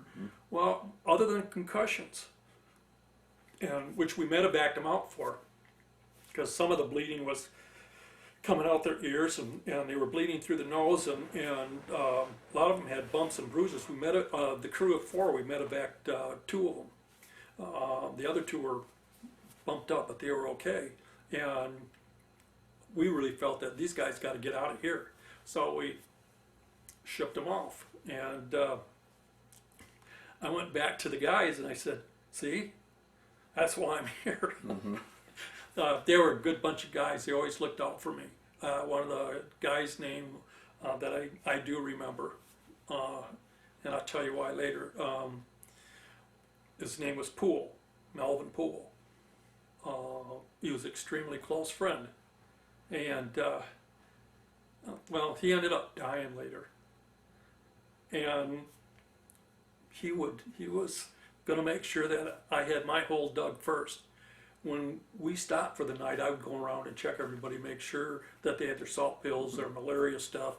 If we were going through water, I'd check their feet, make sure that they didn't have immersion foot or anything else that was wrong. And he would be my hole was dug first, and then he would dig his. We did everything. When we were on the mine sweep teams, we'd play poker together. I mean, we'd spend up nights just talking. So he was the guy actually in your unit, or he was with First Shore Party. Yeah, he was one of the guys that used to go out in the field with me, and he was a super nice guy. And about this time, the Marine Corps had started another operation, and close to the same area. And in fact, the operations were so close, I wasn't sure if I was on Brook and this other operation, which was named Mameluke Thrust. And both these operations were so close and in the same area. Both of them were in I guess you could say that when Brook was winding down, Mameluke Thrust was picking up. And this one, Mameluke Thrust was really in Thong Duc province, and that's where Happy Valley is. And apparently we thought at Ganoi Island it was what they were going to hit Da Nang. Well, it wasn't. It was Thong Duc area where they were building up to hit Da Nang. And it was the same thing. It was one firefight after another. It was mortar attacks, always harassing. It would be a voracious firefight, and then there wouldn't be anything. I finally got relieved, only because of my brother. He had malaria, and the only reason why I got relieved was I got this call saying, "You better get back and see your brother. He's got malaria." So they relieved me, and I go in and I see my brother at the malaria ward, and he tells me that I'm glad I knew you were in a lot of shit. He said, "Your guys from your battalion came over here to see you, and the only Jakubczak they had in the hospital was in the malaria ward, and they're telling all these people that he came in here with shrapnel to the face, and they finally brought him to the malaria ward and told him, we're looking for a Jakubczak with your guy with your last name." And he said, "Is that Dick?" Because that's what he always called me. And they said, "Yeah." And he said, "That's my brother." So they searched that hospital from top to bottom, including the morgue. They were looking for me, and I didn't tell anybody, "Hey, I was leaving." I just left. And so I went and saw him. He said, "Don't worry about it." He said, "When I knew you went back, I figured you were okay, so I wrote the folks at home. I said, Dick got hit with shrapnel to the face, but don't worry about it, he's okay." My older brother was like that. I had to write a letter to say, yes, it was a really small piece of shrapnel. You can't even see it where it hit my face, so don't worry about it. In other words, they would have been worried too. But from there, I went back and forth to either Mameluke Thrust or Brook, because they gave me a few days off, and then I went back, and I joined another corpsman that usually went out like that. His nickname was Mississippi, and because he was from Mississippi, old hillbilly, tough old bird too, and he and I stayed together for a few more days, and then they finally said, "Okay, you had enough. You come back. Mississippi's taken over." Because I had been in the field from end of April all the way through. This was in June, and so they decided to give me some rest. So I went back on the mine sweep team, and we considered that light duty, and it really was light duty, and we're sweeping the road, and it was an unusual morning. No people were around, and usually when we're going through the end of the village that we passed through every time, we carried fruit for the kids, and the kids would be out there begging for it. They weren't out there, which made us really, really nervous. And so we kind of like spread things out a little bit, got further apart, and started our sweep, and we were on Highway 1, and we got to this one area where it was a lot of trees and shrubs on the one side, and rice paddy owl on the other. And then out of the blue, like small arm fires opened up, and 7 guys dropped. And that left me and the radio man. I don't know why they didn't get the radio man, but they left him, and he was calling for help, and I'm dragging one Marine off the road to the other side for cover, and I grab his M16, and I'm shooting into the woods. some of the other wounded Marines were shooting into the woods as they crawled off to the other side of the road because it dropped down and it gave us protection. And the radio man was shooting into the woods as well. And we're all down there, and it was just luck that there was a reactionary platoon forming up at the battalion area that was further up the road, no more than 3/4 of a mile away. And they were already there, the trucks were there, and I think they were there within 5 minutes or less. And it seemed like 4 hours. Long time. Well, it could have been a whole day, but it was only about 5 minutes. And they came in, started spraying the woods, and it was over. There was nothing, and I started working on the wounded, and they came out and they, I don't know if we got them or they got them because there's so much shooting. They came in and said, "Hey, you got 4," and got their IDs right here. They were pulling them out, and I said, "Holy crap!" I said, "They were young." He said, "Yeah, their IDs say they're 11 and 12-year-olds." Wow. And when they opened up, they had AK-47s, and 7 men dropped just like that. And I don't know why I wasn't hit, and I'm sure the radio man especially doesn't know why he wasn't hit. And he's talking on the radio, so after that it was quiet. Then it was a little nicer, but we afterwards, the guys and I were playing poker, and because some of them were wounded and went down, but we just patched them up and they stitched them up and they came back, and we're playing poker. So much for light duty.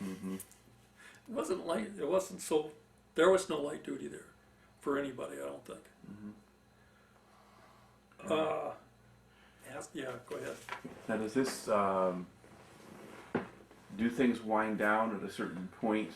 I mean, you have these larger operations that are ongoing. You're dealing with major concentrations of enemy forces, but eventually, those enemy groups normally will get shot up or leave.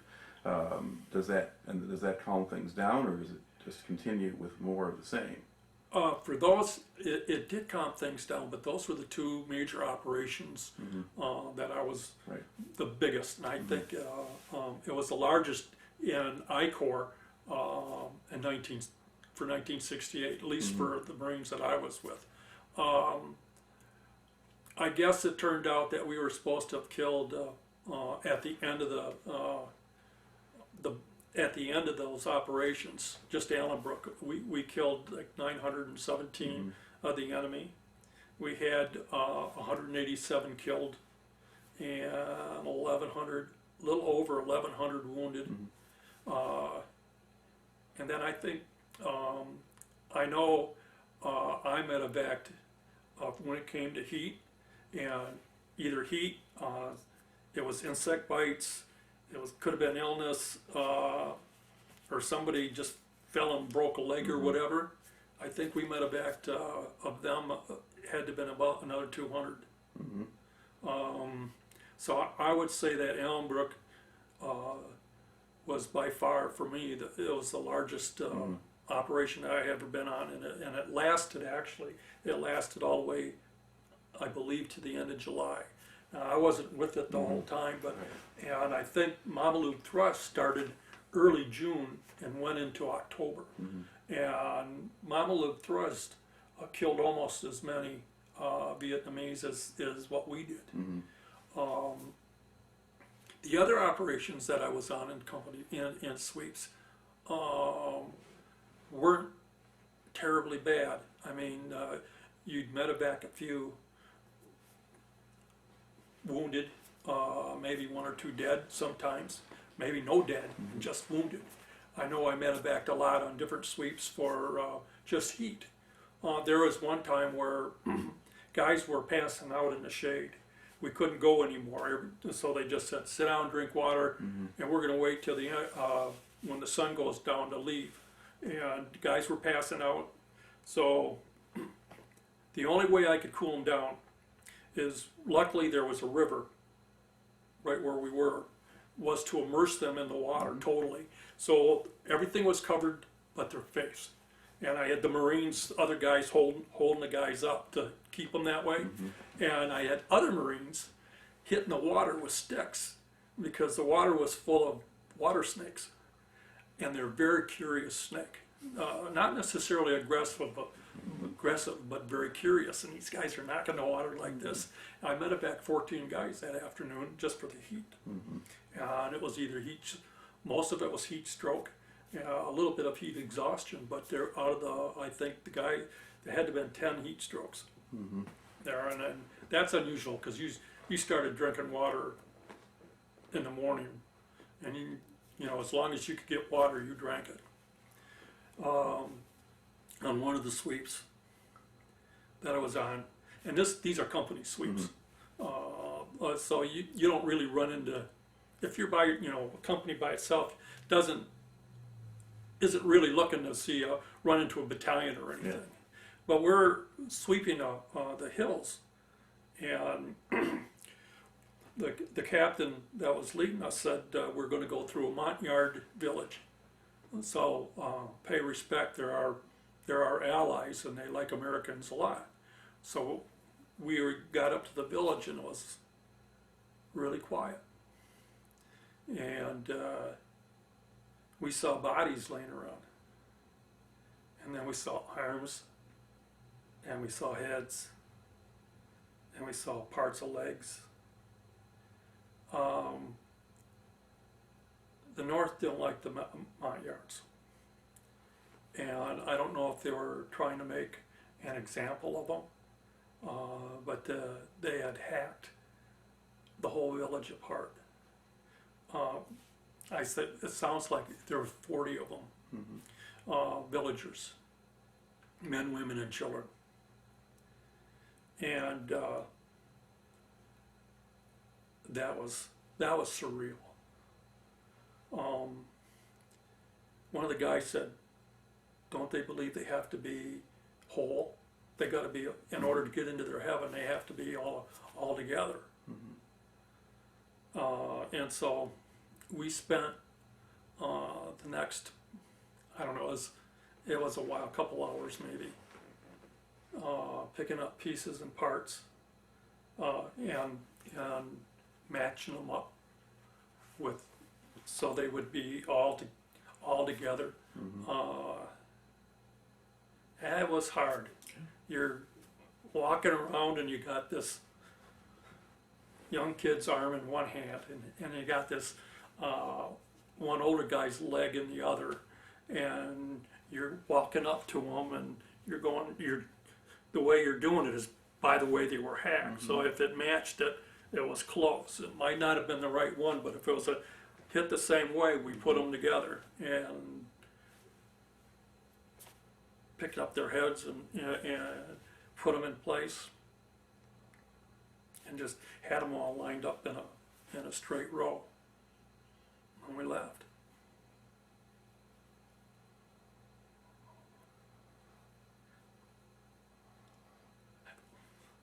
That's hard. Yeah. Well, that's pretty ghastly. I mean, Yeah. it's hard to tell who. That was hard. Are there any good guys out there? Yeah. But you know that we shouldn't. I don't believe we should have been there in the first place. Maybe. Yeah. Well, that's sort of a hard call to make, but I mean, it's important to know kind of what goes on, and that certainly the North and the Viet Cong had their share of atrocities. They must have hated them more deliberately, you know, than most of anything we came up with. And that goes on too. And so, yeah, you run into that. Now, do you spend your whole year in Vietnam kind of continuing to walk through these things? Do they give you any breaks of any length or any R&R or anything like that? R&R, went to Bangkok. Greatest place I ever went, only because it was out of Vietnam. I came off one operation, and I walked into the aid station. I just looked up at the chief and I said, "Get me out of the country." I mean, I had it. And he said, "I'll see what I can do." Came back and said, you want to wait 7 days? You can go to Australia. And I said, no, get me out of this country. I said, you got it. And they did. I don't know how they did it. They got me a marine green uniform, because the corpsmen can do that. They're the only MOS in the military that can wear marine greens or navy blues. And they got me a whole uniform, a green marine uniform, so I would be dressed the part to go on R&R. And went to the airport. Everything was done. It was like, this was like 2 days. They did that. And went to the airport, and this is how naive I was. Pot. The guy said, you're going to Bangkok. You get caught with pot in Bangkok, you're going to go to jail for 10, 15 years. No ifs, ands, or buts, you're going to jail. We're going to put this basket in the room and turn the lights down. And then we're going to come back in about a minute. And then you're going to be on your own. And no, if we see pot, you don't have to worry about a thing. Nothing will be done. He did that, and I got to tell you, he filled a whole bushel basket up with pot. I have never smoked my entire life, so I didn't have any pot. But I was flabbergasted there was that much there. But then we went to Bangkok. I had a great time. Got away from the damn country of Vietnam for 5 days, and I was amazed. I went to a movie in there, and they tell you that at the end of the movie, they're going to show a picture of the King and Queen. Then they're going to play their national anthem. You will not leave that theater early, and you will stand and give the proper salute that is needed. So I was amazed. I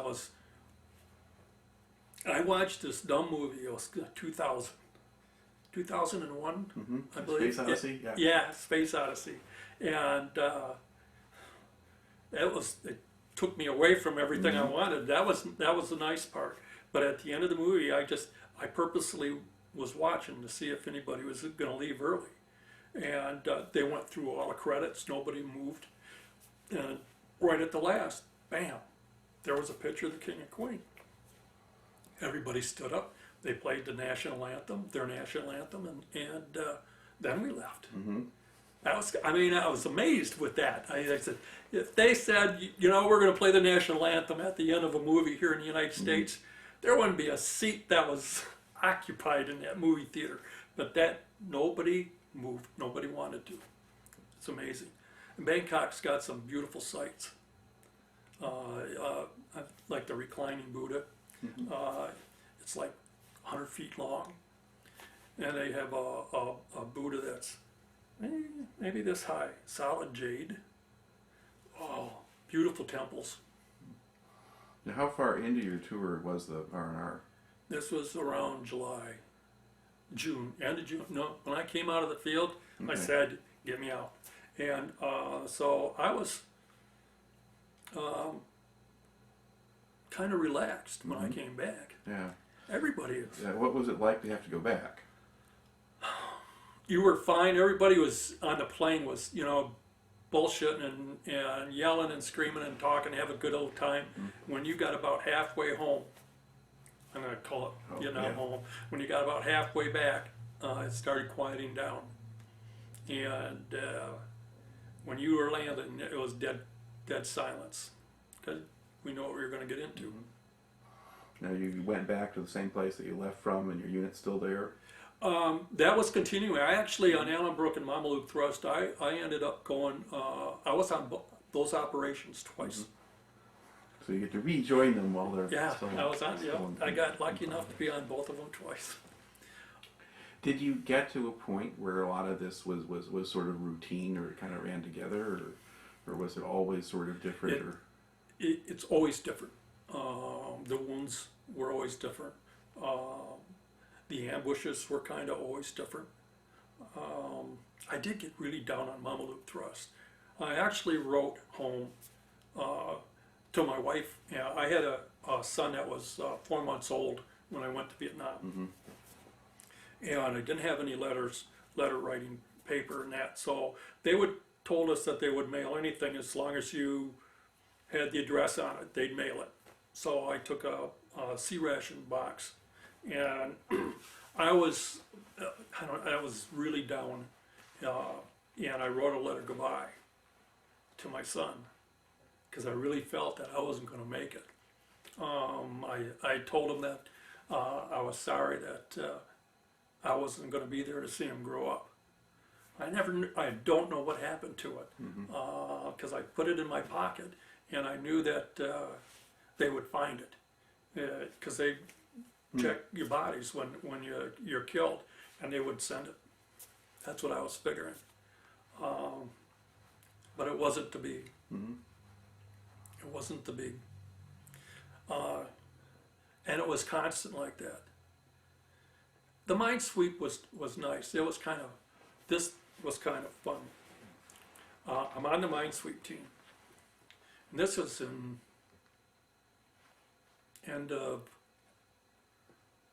July. I was on the mine sweep team, and we were watching. They get the movies in at the battalion area, and we were watching To Sir with Love, and watched the whole thing. Everybody's sitting around in the sand having a good time, and they said, "No, play that last song over again." So To Sir with Love. So they backed the film up, and they started showing that, and we started getting sniper fire from everywhere. We all started running to our hooches to get our weapons and stuff, and we're all looking at. We made the comment, they must not have liked the movie. So everybody's in the holes all around because everybody's at 100%. So the whole perimeter is chock full of guys. And this is at 3rd LVTs. And on one side of 3rd LVTs is Marble Mountain and a village. On the other side is a beach. And we were at 100% that whole night. And off the beach usually there was a morning mist or early fog that was usually hung around. And my hole happened to have been on the beach side.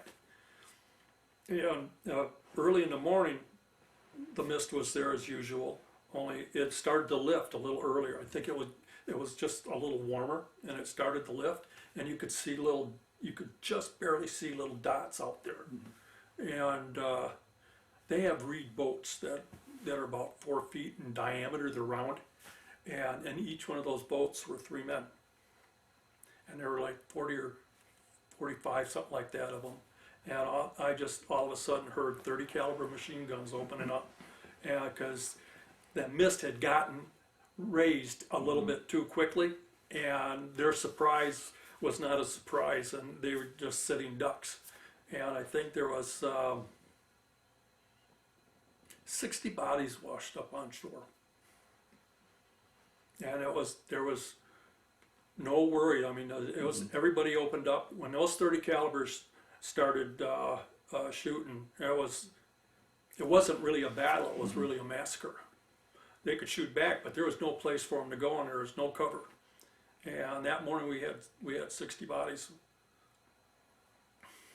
It was one of the easier firefights that I was in, and no wounded. Nobody on our side got scratched, and which was even the best thing in the world. Now, as this is all going on, what would you say the morale in the units you were serving with was like, both your own and the ones you were attached to? The morale with the Marines is always high. I've never seen it low. If you're in with a group of guys, there's always going to be one out of the group that's going to say something that's going to crack everybody up. And you could be all morbid, but that one guy is going to do something somehow, and it's going to be laughter, and hey, it's normal, it's okay. the Marine Corps, I've never seen anybody get low. Even in the battlefield, when you're putting your friends away.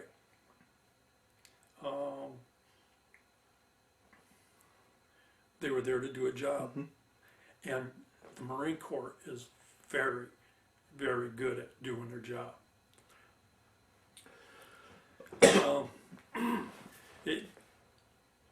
The last operation I was on,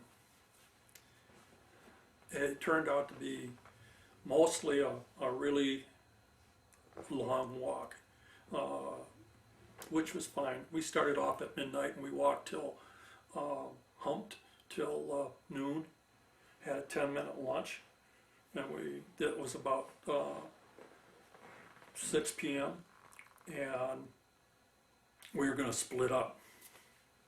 And two of the guys that I was with said, "Hey, come on with us." They were going to go up and over a hill.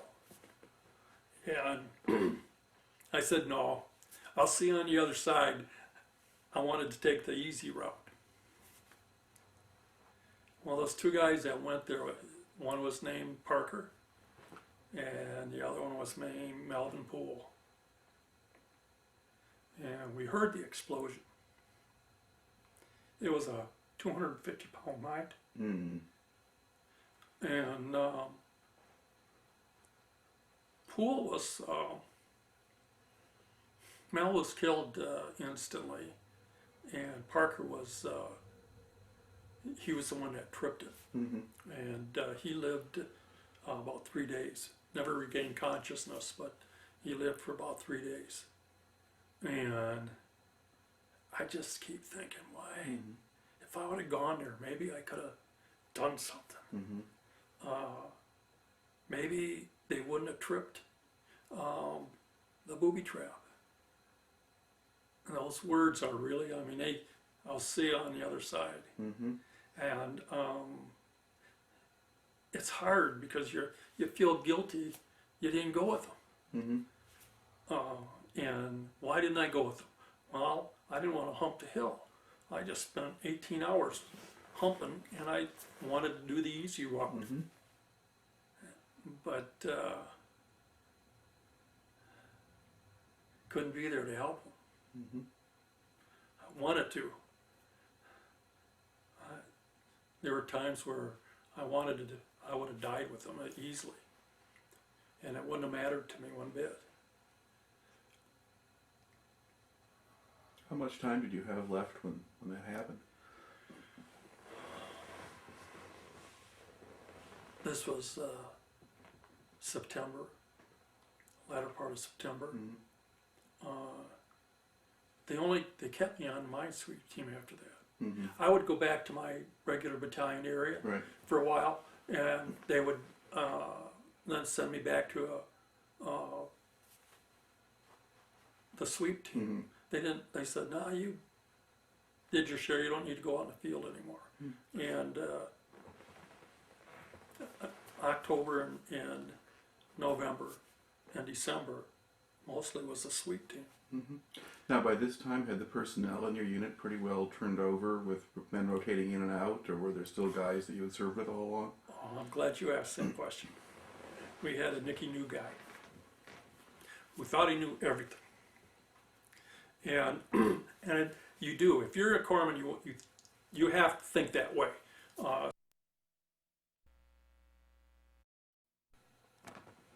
right, we've kind of gotten into the later stages of your tour. I've got a couple of kind of broader questions to ask. I mean, I kind of asked about unit morale and things.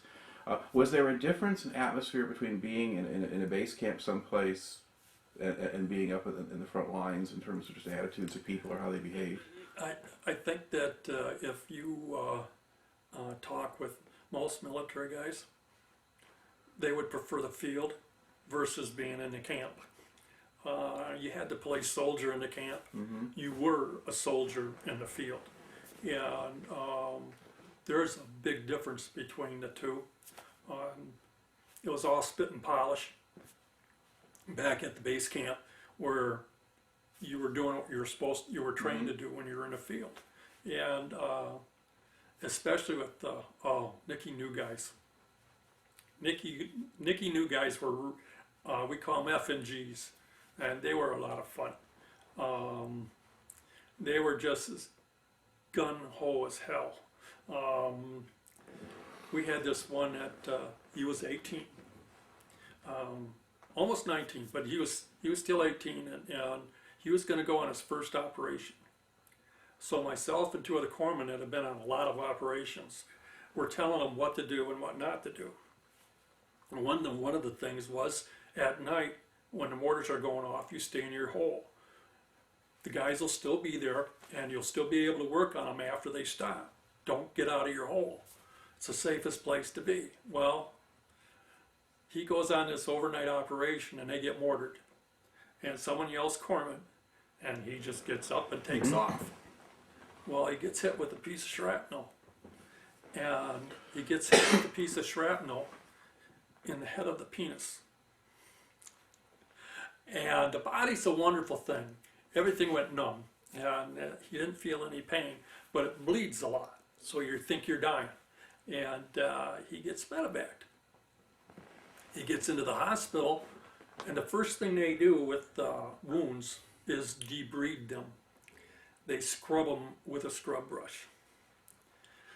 Unfortunately for him, the numbing went. They had to numb him with shots in order to make sure that he could take it.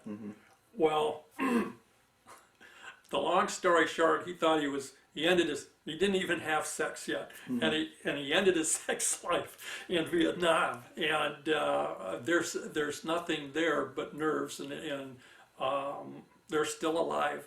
And it's mostly up here in your head, but you couldn't convince this guy of it. And we gave him so much shit.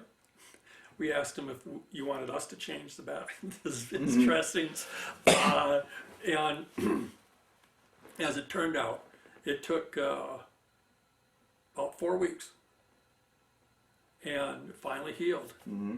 And he's looking at one of these Playboy magazines in Crapper, and he gets a hard on. And he tells everybody in the whole camp. He goes walking, he even told our commanding officer he got hard on. Oh my God, was that embarrassing. But it was not, we knew that he was going to be fine. The only reason why nothing was working the way he wanted it to was because it was still healing. But we made him pay for that the whole time. Told him, next time you'll listen, you'll stay in your hole until it's done, and then go take care of the wounded. Yeah. So you had a fair number of new guys coming, because they're rotating men in and out all the time? Yes. You're always, we came in individually, we left individually. And throughout that whole time, people are coming and going. I think there was, they probably left a month after I did. The 5th Marines came in and took part of First Short Party. 5th Short Party became First Short Party. We occupied the same place because they didn't have any other place to put them. And I think there was a couple of guys there that they came in country 30 days after I did, and they were still there. But in between, the guys that were there when I showed up, they were all gone. And when I left, I was the oldest. I had the most seniority. Right. Now, in principle, part of what they thought they were doing was you'd always have a veteran element on the ground. When you rotate the new men in, they could learn from the older ones and so forth, and so that you'd be able to maintain morale and unit performance and so forth. How well do you think that actually worked in practice? Not worth the crap, to be honest with you. That works very well if you keep the guys there, and the veterans are going to be there the whole duration. When you send somebody in individually, like they did us, you go through stages, and I think the first stage is you want to get in and blend in and be like the other guys. Then you become a veteran, either go out in the field once, you become a veteran. You work well with others for about a few months. And I think from about 6 months on, then something clicks in the back of your head and it says, you're over the hump. You're on your way down. All you have to do is survive. And unfortunately, I think that's what the vets, the veterans, the guys that knew what they were doing because they did it, started thinking, I don't care what I got to do, I'm going to survive this. I'm going to get the hell out of here. And you did it. Did it make me hesitate to go get a guy? No. But did I think about my own safety? You bet. Every man did, I think. Now, did you keep an actual calendar for yourself and count days down? Everybody kept a short timer's calendar. Mine was this nice little lady up there, colored a little circle each time, and then she was fully covered by the time you left. Everybody had a short timer's calendar. All right. Now, you mentioned sort of being back in the rear areas and so forth, the spit and polish stuff. Did you have officers or sergeants or whatever who would get on your case if you didn't look right or do something properly? Or Medical is a little bit different. You still had to be reasonably, spit and polish. But they kind of left medical people alone. We were there to treat them. They didn't want to hassle us because they may have to come and see us one day. And so I guess we were kind of lucky that way. In fact, when I did fly up back and landed back in Okinawa to get shipped out, this gunny sergeant, we're all standing up. He said, "Attention." And we just look at him. He said, "Attention." And we just looked at him. He said, "Guys, I know you just came back." I said, "But this is the States now, and you got to do it. So come on." He was nice about it, and he must have gone through this several times. And so, okay, then we did the soldier thing for him. But once I got back to Great Lakes, it was that was spit and polish because you were in the Navy. Back in the Navy, you had to wear the shine. Your shoes didn't have to be spit shine, but they had to shine, and your clothes better been looking pretty good. All right. Now, back in Vietnam, you had mentioned it at one point when you were heading off to R&R, guys all started to produce their pot and so forth. Did you notice much by way of actual drug use in the places where you were? Not where I was.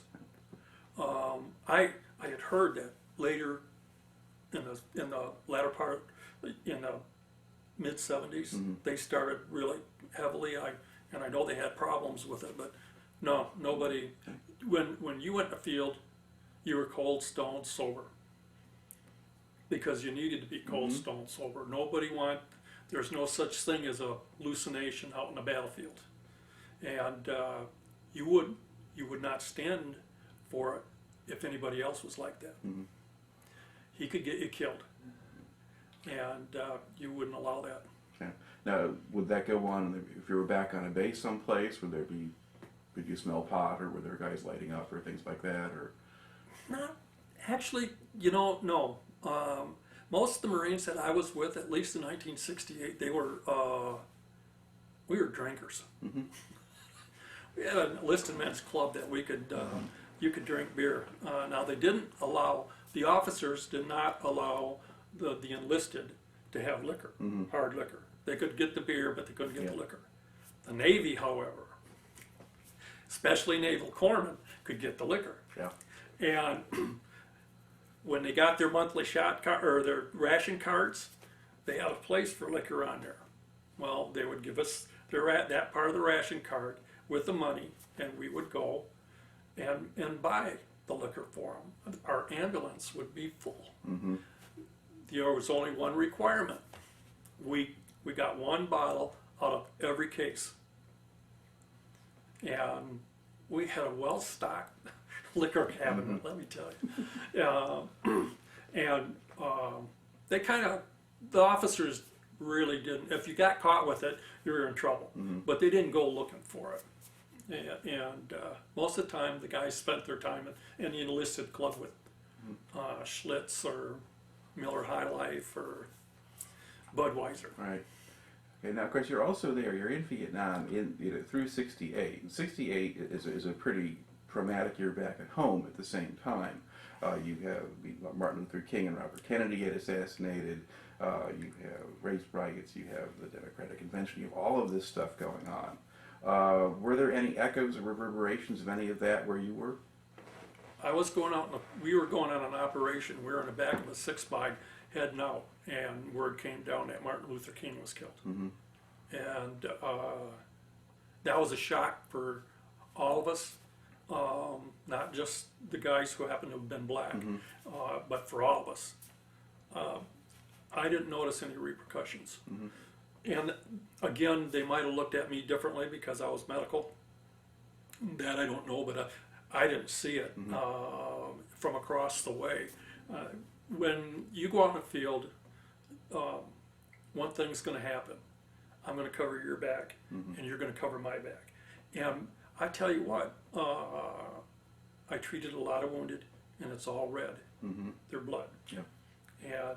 And that's why they looked at it. You're brothers when you're out there. There's no such thing as black and white when you're out there. It was, I'll cover your back, you cover mine. Okay. You get to the end of you survive your 12-month tour in Vietnam, so you get into early '69. When do you actually physically leave Vietnam? Say it again. When did you actually leave Vietnam? I actually left February 9th. I actually extended my tour about 10 days because they were going to have a test for second-class hospital corpsmen.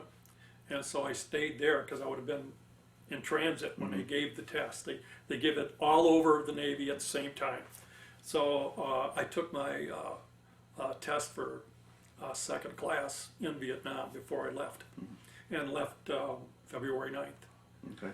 And it was really quiet in the plane until came over the loudspeaker. We are now leaving the Republic of Vietnam, and then there was one huge party. It was great. Best thing, I mean, we just had a good time. And again, it was Continental. The stewardesses were there, and they just had a good time. I mean, they were super nice ladies.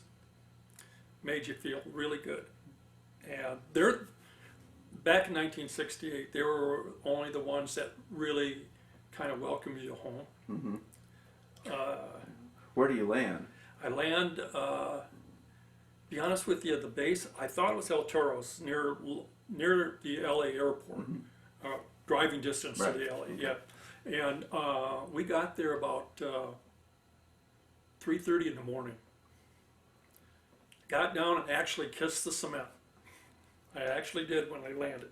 And they marched us into this huge hangar and told us, we need you to be quiet.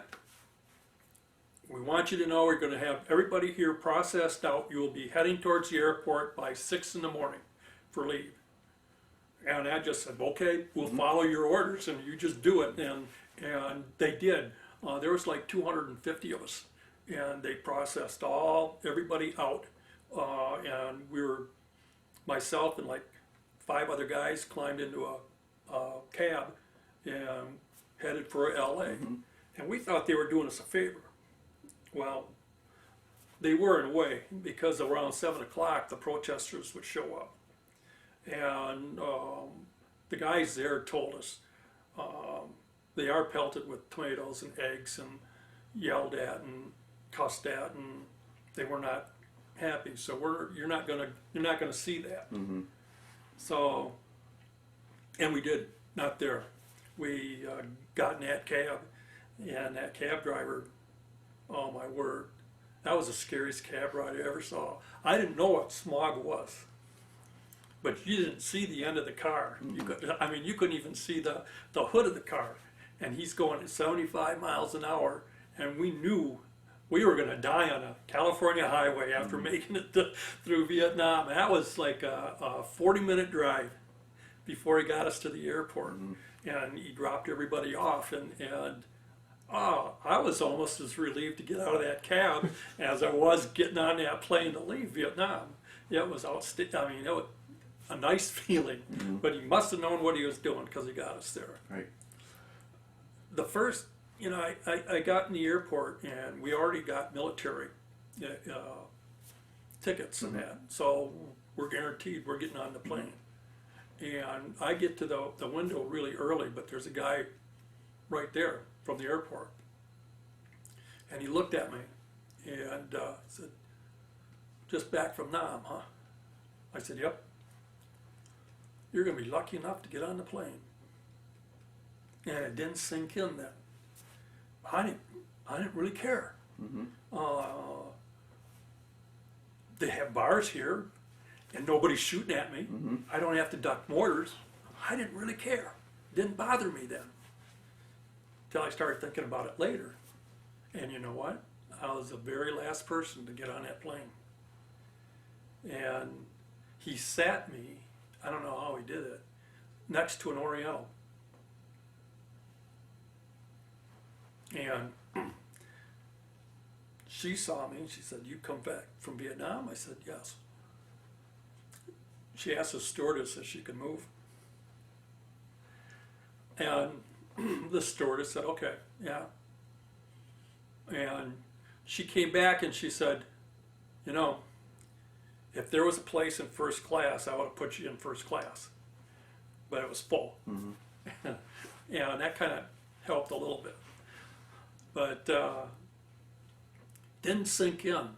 I mean, I didn't get no tomatoes or eggs or spit on like a lot of guys. But there were certain little digs that when you start to think about it, that it wasn't a warm welcome. And I know a lot of guys took their uniforms off, put on civilian clothes. But it's kind of hard to show that you weren't over there because you have a very deep tan and you got short hair, and there's only one place you're getting at if you're automatically put in the military. So I was damn proud of that uniform. That Marine green uniform, I bled to get that. And I wasn't about to take it off. Do you get a leave to go home for a while here, and then you have to report back, or how does that work? No, when you left, they gave you 30 days. We had 30 days off, and I had to report back to Great Lakes Naval Hospital. And I got there, and there's a group of corpsmen there, and they're all being assigned, and I'm the last guy in the room, and I'm kind of like waiting, how come I'm last? And a lieutenant commander, a nurse, came up to me and she said, "We have a problem and we're not quite sure how to handle it." And I said, "Well, what's the problem?" "Well, she said, we're going to assign you to Ward 10 North, which is upper respiratory, hepatitis, mono, and pneumonia." And I said, "Well, I don't see a problem with that. I'll get the hang of it." And she said, "No, that's not the problem. The problem is there's a guy up there who's been running it as a senior corpsman, because that's what you're going to be, the senior corpsman. He's been running it for the last 2 months. And I don't know why they didn't. I mean, this is the military, for Christ's sakes. You go up there and say, 'You're not senior corpsman anymore.' This guy is, because he's more senior than you are. And I'm a third class waiting to get my second class stripes. Third class is E4 or a corporal in the Marines, and E5 is a sergeant. And if you just go in there and tell them. That's the way the military does things. But they didn't want to do that. They thought it was a real touchy. So I go up there and I let the guy run the ward a little bit till I knew what I was doing, and slowly but surely, I didn't have to tell him anything. The fact that I had more experience than he did, I could start IVs a whole heck of a lot quicker. I could do tests that they hesitate to do, and he just realized that I was more senior, and he just kind of like took the role as the second guy in command, which he would have been anyway. what really did it was, on this ward, this guy, he was a thief. He stole some cars, and the other corpsmen were afraid of him. Big guy.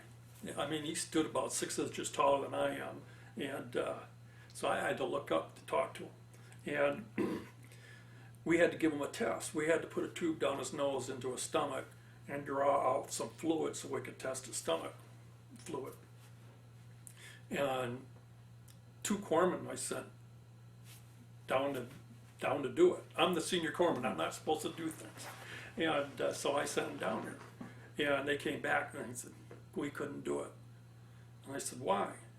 I was afraid. I said, okay, come on. So I grabbed the glass of water and the tube and a cup for the test fluid. And I walk up to the guy and I look at him and I said, see this tube? I'm going to put it in your nose. You're going to drink the water to make it easier. And I'm going to put it in your stomach and draw out some fluid. Got it? Yep. Okay, so I started putting it in his nose and he started drinking it. It was done in 5 minutes. It was not a big deal. And I said, thanks. And I left the room. And that was turn the page. Okay, you're the boss and we follow whatever you say. And that was that way. The ward was pretty nice. Every once in a while I got to help out on 9 North at Great Lakes, which is isolation. And that's where they get the meningitis and things they don't know what to do, and they're afraid that they might be catching. And I assisted the doctor a couple times with spinal taps. Only this guy, he was out of it. And he needed a spinal tap because that's the only way you can tell what he's got. And so the doctor, who I really got to know really good, told me, come on down, I need your help. So I came down and I need to do a spinal tap on this guy. And he's moving around in his bed and I said, this is going to be difficult, isn't it? He said, yeah, I think it's going to be difficult. And I thought for a second and I said, no sir, it's not. You just get ready and then I'll tell you when. And he got all his packages ready and he got his gloves on. And I got up on the bed with the guy and I stuck my knee into his stomach hard and made him double over. And then I put one arm over around his head and neck and the other one behind his knees, and I pulled him around like that with my both knees. And so he was right there, and I said, can you do it now? And Doc said, I'll do it in a hurry. And he did. I asked him to because when he was about done, I said, can you hurry up? And he said, why? I said, well, sir, he's biting my leg, and he's not through the clothes yet, but he's going to be soon. And so he said, he was done, and then he pulled the needle out, and we straightened him out. But I had teeth marks in my leg. But it was an interesting time. Right. Now, do you get, and did you spend the rest of your time in the Navy at Great Lakes then? Yep. Okay. Now, was it more like having a civilian job in a lot of ways now? Actually, yes. Once you were there, and that's the way it usually is once you're out of boot camp, and once you're done with all your training, it becomes a regular job. I drove back and forth and lived off base, and drove back and forth just like a regular job, and that part was really nice. Yes, there was inspections. Yes, you had to be military appearance, and which was okay. That's what you're supposed to do, but it was in the medical field. It's like a regular job, and the officers are a lot easier to talk to, and you didn't always have to call them sir. Yeah. Now, did they make any effort to get you to stay in? Actually, no, because when they had so many of them at that particular time that when I left, it was trying to reduce the number of people, and so and there were so many corpsmen that they didn't need anybody. They had all they needed already. So no, it was really nice to run through that hospital doing all the final checks to get out of the service. almost the same feeling as when you were getting ready to leave Vietnam. It was, okay, this part of my life is done and I got to start over. Okay. Very anxious to start over. So what did you do when you got out? About a month before I got out, I took leave. And this was the hard part. I mean, I couldn't believe that. Near Grand Rapids, on the south side, a lot of industry. I applied everywhere. And on the applications at that time, you had to put whether you were a veteran or not. And of course, you put veteran down. And after you fill out about 45, 50 of them, and they don't want nothing to do with you because you're the veteran. You stop putting veteran down. And they knew you were a veteran anyway. My looks didn't change that much. You still have that military appearance. And so I actually thought I was going to have to draw unemployment, but I had a brother-in-law that the only reason why I got a job was because of the brother-in-law. And then I just, hey, all I want to do is work. Get on with my life. What kind of job was it? It started off as a processor for B. Johnson in Holland. Because when I came back, that's where I ended up living, here in Holland. And worked there for a long time, then went to a place called Acrofab in Zeeland. Tried selling insurance. I did a lot of different jobs, and then I finally ended up at Padness Iron and Metal, a scrap recycler, and I worked there for 30 years. And now I'm retired. Been married for 33 years to my wife. Got 3 great sons. I had 4, but one of them died.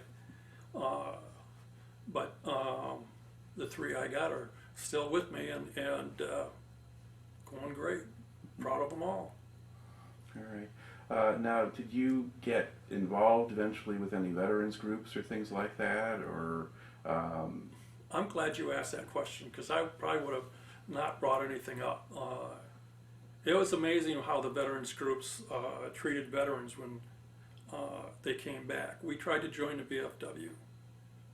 You couldn't join the VFW because it wasn't a war.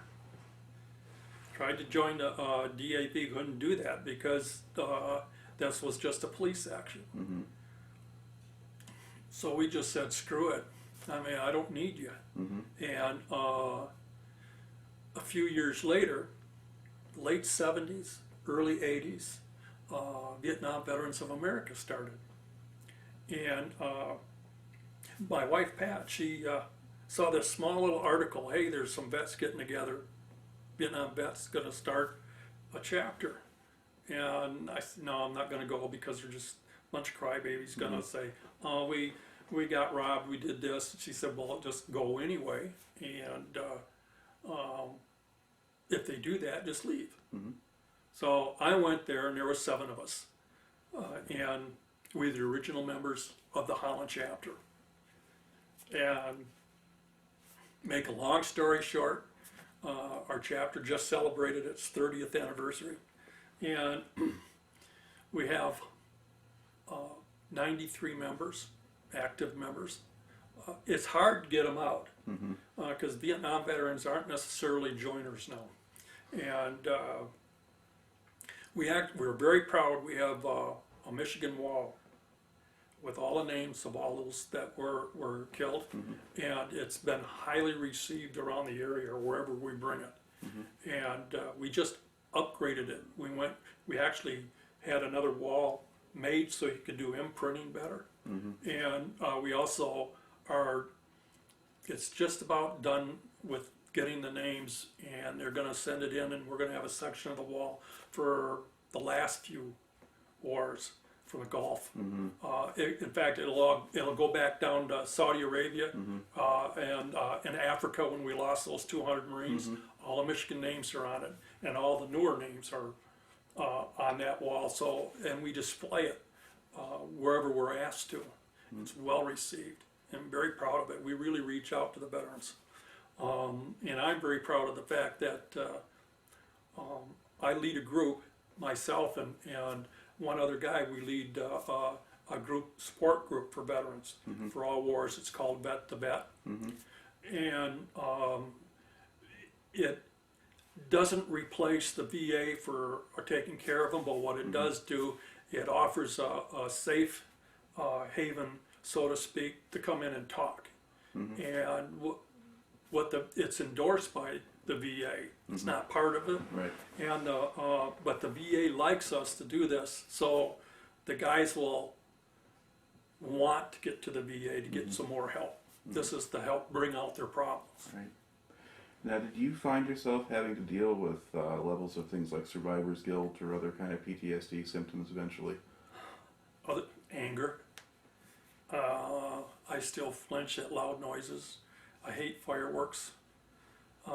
Every Vietnam veteran I know of, most of them don't like fireworks. It's hard to, other than anger, it's hard to show emotion. I have a lot of that. I am 70% PTSD, and we're working out of it. What's nice about the vet is not only am I helping other veterans, I also help myself at the same time. And I've gone through the VA, and it's because of the VA that I'm doing the vet to vet. They were looking for a couple guys, and I volunteered again. So, but it's very nice to see the guys when they come in, and you know you're helping them. So, and I've actually been helping vets since '68. Anyway. Now, do you see, as you look back to your time in the service, I mean, you brought some baggage out with you, but do you see positive effects on you? Are you in some ways better or wiser because you had that experience? Yeah, it's affected us in a lot of bad ways, we know, but in the good ways, yeah. Self-confidence, self-assurance. You're not afraid to tackle things. If you know, there are no problems that are bad. I'll take you back to Vietnam and I'll show you problems that are bad. But in the workforce, there's nothing bad. They're just obstacles to overcome. And I don't think I would have thought that way if I hadn't gone through what I did. It was a big help. It was amazing because in fact, we talked about this at the last Vet to Vet meeting. When we came home, we felt like we were growing up, and everybody around us were still kids. They didn't mature, and I just believe that in a way, yeah, Vietnam did make you stronger. Weaker in a lot of places, but overall, I think it made us stronger. And would we do it again? I haven't met a Vietnam veteran that said, even given the same circumstances and knowing what was going to go, we would still go back. Well, it makes for a very powerful story, so I'd like to close here by thanking you for taking the time to tell it to me today. You're welcome. Thank you. All right.